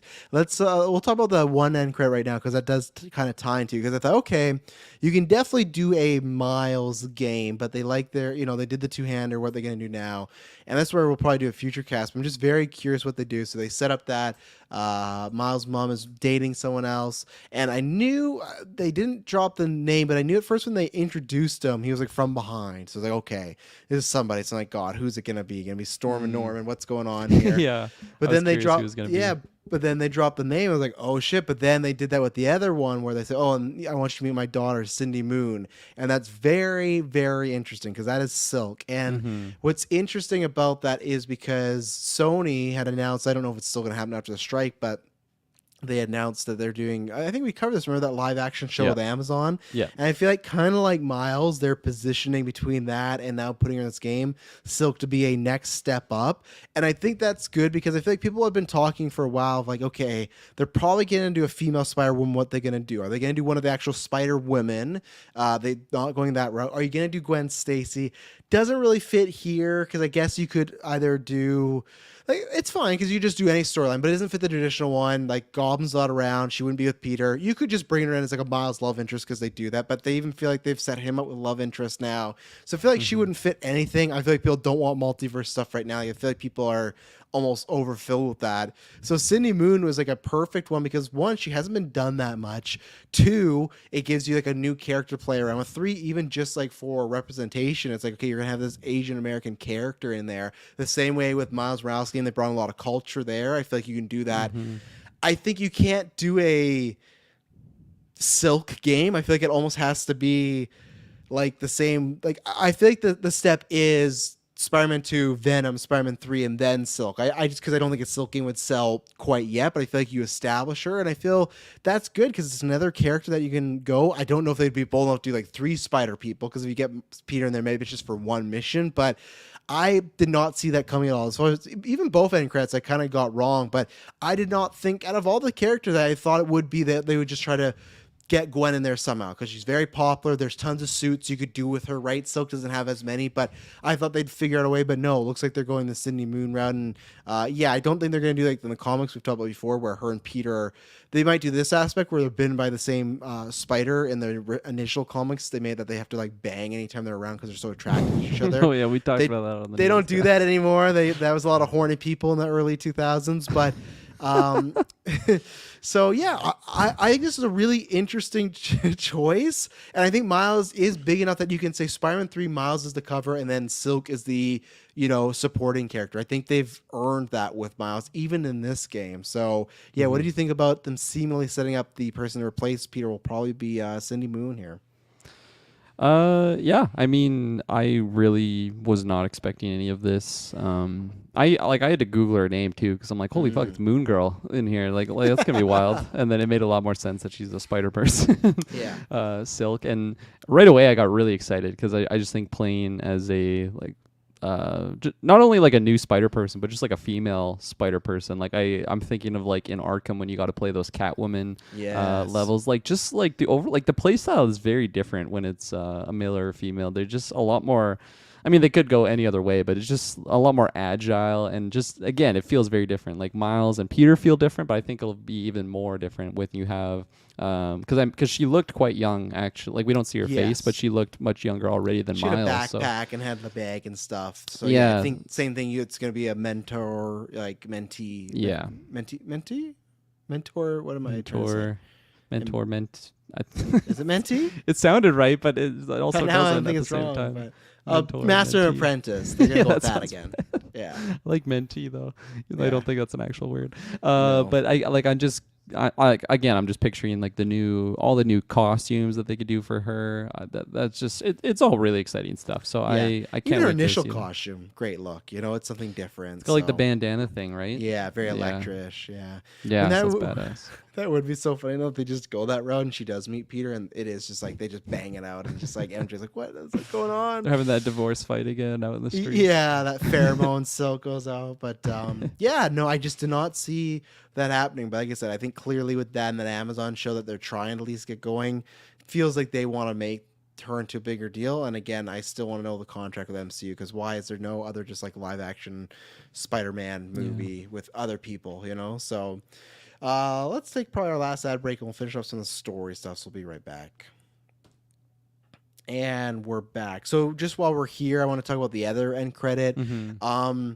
Connors, we talked about him. You fight him as a lizard, you get him back, all that good stuff. You learn his wife and son have left him. Poor Connors, people are always leaving him. But like Espa was brought up too. I laughed so hard at that line because this is symbiote Peter. Yeah. He's like going to save Connors, and then he gets to the point where he's just like, "I don't even want to save you." Like, no wonder your family left you. And he's like Bully Maguire in these scenes, lizard.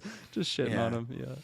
But so they set up where Connors tells them, hey, the only way you're probably going to get the symbiote off Harry is you're going to have to kill him. Norman says, do whatever you can. Don't kill my boy. It ends kind of in the middle where Miles gives him CPR with his venom blast, but so they don't kill him, but he's like comatose. That again, a little decision that I thought was like odd to jump to, where I get that he didn't want him dead, but we had this end credit, which I did not predict. It's Doc Ock, he's in prison, Norman shows up, and I like the back and forth they have of, so there's some paraphrasing of Doc Ock being like, oh yeah, I heard, he had like a bad couple weeks, like, oh, I guess that's karma coming around. Like, no remorse. I thought for sure he's gonna be like, oh, my son and Doc Ock, they might go like find something. He's like, good, fuck your son. Like, that's pretty much Doc Ock was doing. But he said that the Spider-Man ruined his son, which to me was like a big leap of like, this is why you're gonna hate the Spider-Man, because they gave him CPR. Like, did you see what your son was like? Like, you're lucky your son's even in a coma. Yeah. If that felt like another like very villain mustache twirl that, okay, he's gonna have to go for the Spider-Man. I think that's what's gonna happen is you're gonna have Goblin as the main villain, and he's gonna be fighting Miles, and he will find out Peter is Spider-Man or was Spider-Man. That's how Peter will probably get back into the main story, because he'll go after like a semi-retired Peter. Maybe MJ will have the kid or pregnant. So I think that's what they'll do. Because even though I hope they actually do the storyline of Miles and Goblin as the main one, because he didn't say I'm going to go after Peter or the main Spider-Man. He said the Spider-Men. So like Miles being around the symbiote, I think Miles versus Norman, that's a good spin on that story. But I thought for sure we'd be getting Goblin tease. We got it early in the movie, or at the end when he sees Harry, and he's like, prepare the G formula. Just G spell serum. it. Yeah, G G serum. serum. Yeah, Yeah. just spell it fucking out for us. But I thought you'd be getting shaking, but you didn't. You got Doc Ock, who said he's finishing the last chapter. So yeah, what did you feel about the setup for why he's after them, and the setup that it seems like Doc Ock seems like he's gonna be back for Spider-Man 3, which I wasn't predicting, to be honest. I'm happy with that though. I really like Doc Ock, just in a lot of different interpretations from him, whether it's the multiverse or the into the Spider-Verse version, which is very different. But he's just such an iconic villain, so I'm really glad he's not, especially in this game, that we're starting to lose some of those OG villains. We lost Scorpion. We're never gonna see him again.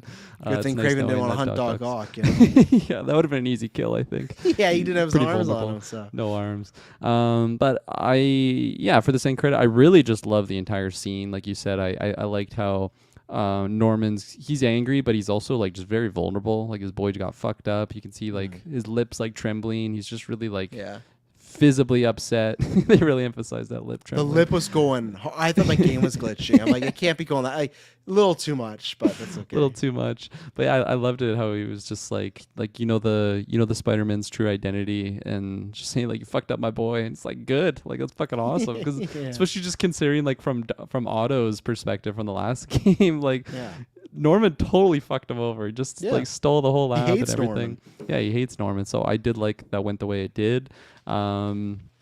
I really thought we were going to be getting some Goblin stuff. Like even before the game ended for me, I really thought Harry was going to perish, and then I thought it was going to be like that's just what snaps Norman. I thought he was just going to go full crazy, full Goblin, and of course it would have been pretty similar to what I guess Harry's motivations were at the end of Spider-Man 1 for the Raimi films, of just like he's blaming Spider-Man for this, so it's what's going to go after. I am curious how the dynamic is going to go between him and Miles, especially if he does get the true identity from Otto, or just eventually. Like there's just so much closer ties for Norman and Peter. Norman, Peter, and Harry versus Miles. Like I don't think Norman even knows who the fuck Miles Morales is. No. But at least for me, it's like, again, and I think they will do that, but that's a story we've seen a million times now, the Harry, Norman, Peter Yeah. dynamic, right? And that's what I'm saying, still do that, but that's where I'd like if the main, or at least the start of it, is Miles and Norman. I think that's interesting because that's very too, I don't know, they've interacted in comic books, but in here to have that maybe as the main focal point for one, and even then, how does Sydney Moon go into that? You know, how did he fuck over her dad? You know, who knows, whatever Norman's been up to, but that's my thing of like, yeah, I do want that, but we've been there and done that. So it's like, go a different route, you know, do something, surprise us. But I'm with you, and I don't know. There's something in my belly that's telling me they will go that route. Yes. I think he will find out that Peter is Spider-Man, but not right away, and it'll be an emotional moment. So I am very intrigued as what do they do, and I just can't wait, man, to see that glider. I really thought it was going to be in that in the end credit. I thought he was going to be. I know. I didn't think Otto was going to be in that cage. I thought it was going to be like the suit or something Green Goblin related there. But I didn't even think Doc that Ock either. Like even when it was like like when he was talking to someone, like I just didn't think. I don't know why. I did not think like he was coming back, Doc Ock. So that, and maybe again he has personal ties to Peter, so that's another fun one too. You can pair with Miles because Miles and Doc Ock have an interact. So I think that's Right. or same thing. Maybe something with Sydney Moon as well too, right? We got to think about that. These characters could have those ties. So Right.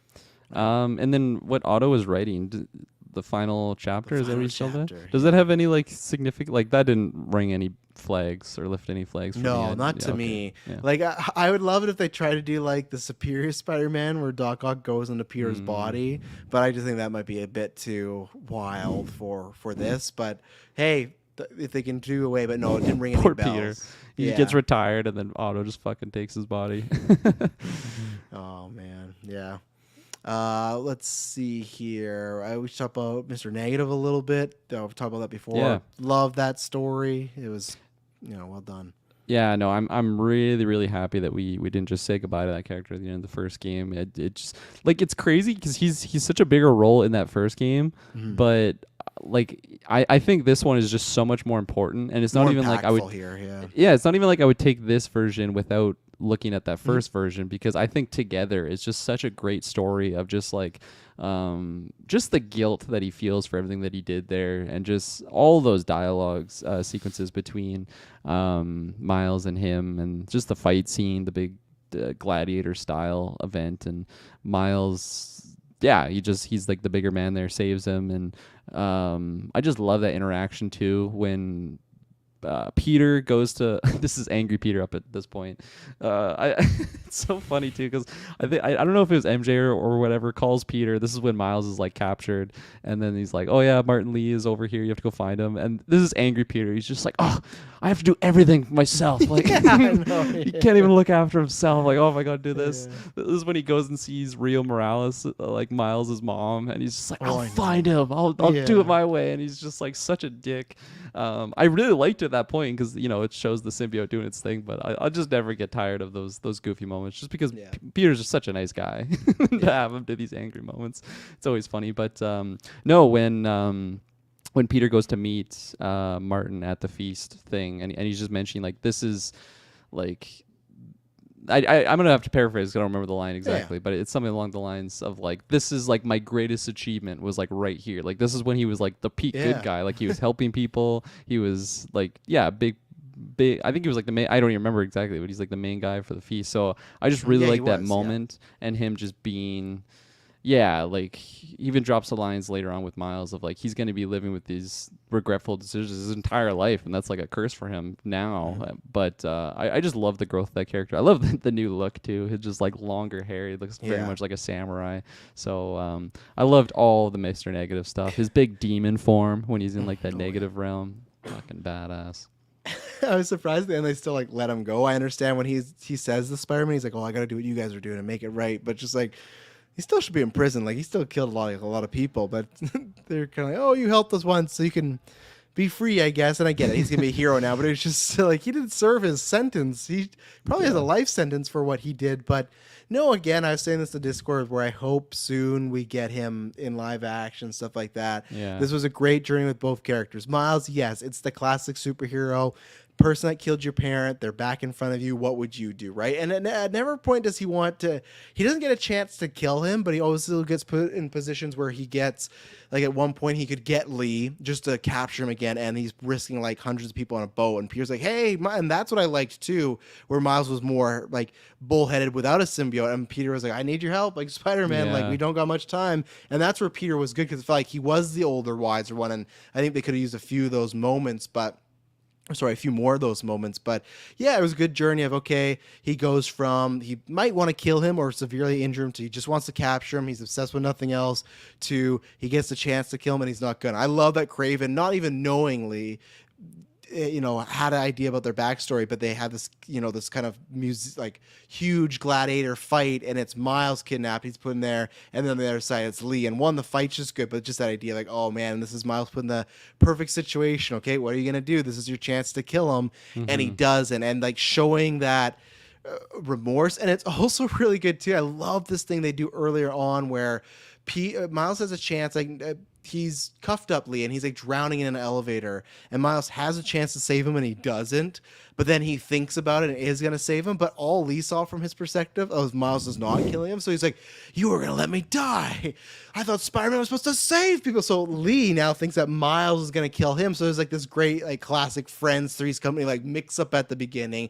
but when he shows him that mercy, it's kind of like Lee being okay, if the guy that I kill, and even then when Lee finds out that's the guy whose dad he killed, it's like, oh man, like it really hits him there. He already is remorseful, but he's like, oh, like your dad, like I killed your dad, like, and it goes back to what happened. He was after Norman because people he loved got killed, right? So it is, again, they're classic beats, but I feel like this one they were doing smoothly and it was paced out a lot better than some other beats they were doing.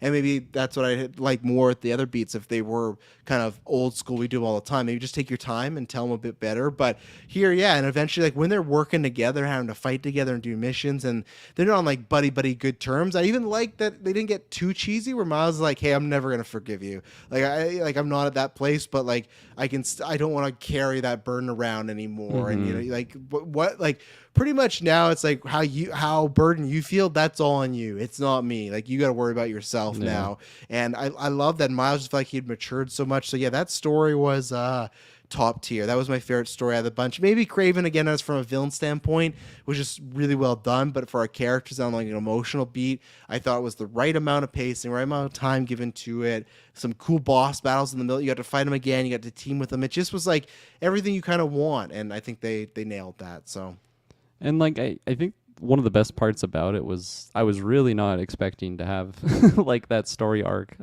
between Miles and Mr. Negative in this game. Like I knew he was going to be in it, but I didn't know it was going to be such a touching, I don't know, growth for both those characters. And I can't wait to, because he's going to appear again in the next game. I don't know how big of it it's going to be, but at least him and Miles are going to have some sort of interaction. He just kills her right away. Yeah.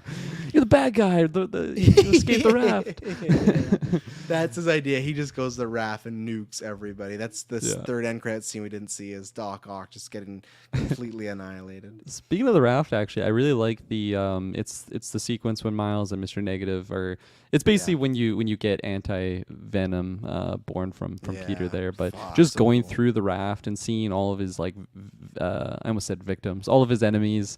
Like you got the Sinister Six in there. You even have like Martin. That's when he sees his own body, and just like that moment between Peter and Aunt May of the ending of the last game, having it in that dream sequence. It was just really, really cool art wise, as well as just, I don't know, it was really cool sequence. And I like the idea they're showing all the villains dead, almost like a what Peter kind of wishes, but then they also establish it because like Miles and them will kill somebody or take them out, but then more villains come, and that's what Lee says, like, oh well, doesn't like that's what Peter's figured out, that just killing them is not the result. Like he almost like you see what he'd want to do, but if you were to kill him, that doesn't fix it. There's just more that are gonna keep coming. It's never gonna stop. And it does show Peter's life. I think that goes towards the ending of it's just a circle and this is never gonna stop for him. And Miles seeing that kind of gives him that moment of one, I love when he's like, oh, I don't even talk to him about May. So that there was that because he also lost somebody. So there's both people like they're focused on themselves because they both have lost something. So it's tough. But I love that it kind of brings that ending at the home where he's seen inside his mind and knows, hey, this dude needs a break. You know, this guy, he needs a little moment. And yeah, I think we mentioned a little bit of non-spoilers, but yeah, the anti-venom suit just fucking amazing, man. That's when I started really playing as Peter a lot because those venom powers, when you can go in like that venom god mode and you're just like flipping people around, like all the venom stuff as a symbiote suit, they knocked out of the park. The venom bomb, the tendrils. So yeah, that and the suit looks good too. And you get that, it's like, oh, this is awesome. So yeah, that was really well done by the team there. They put a lot of love into the symbiote stuff. Oh yeah, when you lose the symbiote suit, that was like I think I had already maxed out all my symbiote powers on Peter, and I'm like, are you fucking kidding me now? Like I just can't use those powers. Like, are you kidding me? See you in New Game Plus. So once I got the anti-venom suit, that was another one of like the holy shit moments. Like I was not expecting to see the anti-venom suit. Does Peter ever get that, like in the comics or anything? I thought that was always. Oh, he does. Okay, yeah, I always thought that was before. Yeah, I always thought that was a purely like Venom, like Eddie Brock's Venom type thing that he gets. So I was just surprised to see it there, and then obviously I was happy to know that I could use my symbiote powers again because it didn't make sense that I just wouldn't be able to. I was like, maybe when the game ends, you'll just randomly be able to use the symbiote suit again, which okay, whatever. But I mean, even speaking on the symbiote suit, I didn't want to say too much of it in the non-spoilers, but. I like, man, like they just, it's perfect. Like it was chef's kiss quality of just even like the webs coming out that were all black. All of the powers were magnificent. I do prefer the classic suit, which I am really glad that they added it in there after the fact. Like for the game, like you can have that classic suit. And yeah, you're right. Like they do have the Ultimate Spider-Man black suit version in there, like the purple one, which is really cool. I can't wait to play around with that one. But like, just I really like the design actually of the like the one that they made for this game, the PS5 Spider-Man 2 symbiote suit, just because it looks alive. Like it does look alien. It's moving around like on Peter there, but nothing really beats that classic style for me where it's just pure black. It looks so sweet. So yeah, I'm excited to use that one a lot more. And yeah, just the powers and everything. S Bubs in the comments was mentioning the like unlimited like grab that you can get. Oh my god, that's just so satisfying. I remember seeing that like in the showcase, and it's like, man, that's gonna be sweet to play. But when I actually got my hands on the controller, able to do it, like it just felt significantly better and just so satisfying to use it. And yeah, it was really, really sweet. I like too how it kind of like evolved on him. Like initially it is just okay, it's the black suit, and then once he gets a little bit more evil, like the eyes are looking more evil and it's just looking a little bit more tendrily. And yeah, you get both versions after you beat the game, which is awesome. So you can really rock out how you want. I gotta be honest. The anti-venom. I thought you were talking about. I thought you meant the black suit and then like the symbiote suit. I really had to go back and forth, be like, what's the difference? Like I know there is a difference, but I had to be like, hey, what is it here? I'm like, okay, they look enough different, but no, I'm excited for New Game Plus. So I'm excited to go back to the beginning and be using all those symbiote powers and all Miles because he gets like they try to make it seem like that he gets this like blue lightning, and at one point they're making it seem like it was Mr. Negative's power affected him. Yeah. But then I love at the end they reveal Mr. Negative's like that has nothing to do with me. Like that's just been you the whole time. Kind of just saying like you've been the hero, you know. And even though I did like that as like a fun little kind of Rey and Kylo thing. I'm not saying they need to be in love, but just that way of oh shit, his powers are boosted by this villain, like and the villain that killed his dad. But I like that Lee's like no, like that's within you. You got that. You don't need me for that. So yeah, both of them get some cool powers. So yeah, I'm excited for New Game Plays. I'm interested to see when we get DLC because obviously the first game is just Peter Parker, if it's going to be all Miles centric, or if the DLC is like maybe that's where we get Cindy Moon stuff, right? Because it'll be like add-on stuff, but I don't think you'll play as her, but just be more with that story. So it'll be interesting. But yeah, I'm curious to see what happens. Is there anything spoilers why we have not shot out that you want to know? Because I think I have hit my plate full. I think I crossed all my T's, dotted all my I's. There might be some minor thing I missed out on, but Sandman was fun. We didn't talk about him, but it's fun opening fight. Yep, very cinematic opening. Yeah, beautiful. It was fantastic, and even just like I don't know. I kind of like that little side quest too. Mine was just broken, and then as you're collecting those crystals, you're finding, and like this is like early Craven stuff, so you're kind of like unraveling of like he's being hunted, and like what is this fear that's coming. I don't know. It was cool. It's one of those like timed side quest things where I feel like later in the game they don't hit as hard as they do earlier Yeah. on. Even though like that, I just feel like shouldn't Sandman just like become Sand, just like go down Craven's throat? Like I feel like Sandman, Flint Marko has to just be one of the dumbest people ever because I feel like he has like this god tier power and he's just getting bopped. Like he's literally the size of like Godzilla here, and somehow Miles and Peter just beat him. You know, like and that It's happens in just movies. stupid. Show he's just a stupid criminal, like who doesn't know, but. Yeah. Alas. Well, I think we did it. Let us know because we will, like I said, we'll probably do a follow. We'll wait and see if they talk more because they were asked about the Venom game. Like, well, we got to go with what the stupid answer. Like, oh, we got to see what the people want. It's like, well, people want a fucking Venom game. So, but yeah, we'll probably let the dust settle, give it a couple weeks, and like I said, I think we'll do like maybe Spider-Man 3 predictions. Go down the official list of villains who could be in there. Hear what they talk about Sydney Moon because I know soon they'll start doing spoiler interviews and see what their kind of path is and. We'll talk about it then. But yeah, Kirkland, thanks for joining. This was a big one, 2.5 hours talking about Spider-Man 2. Let us know your thoughts. Let us know if you have anything we missed. Want to talk about the next cast, any experiences, YouTube, Discord, Twitter, all that good jazz. Thank you very much for listening, watching. Promise when you hear from us next, it'll not be boring. Bye.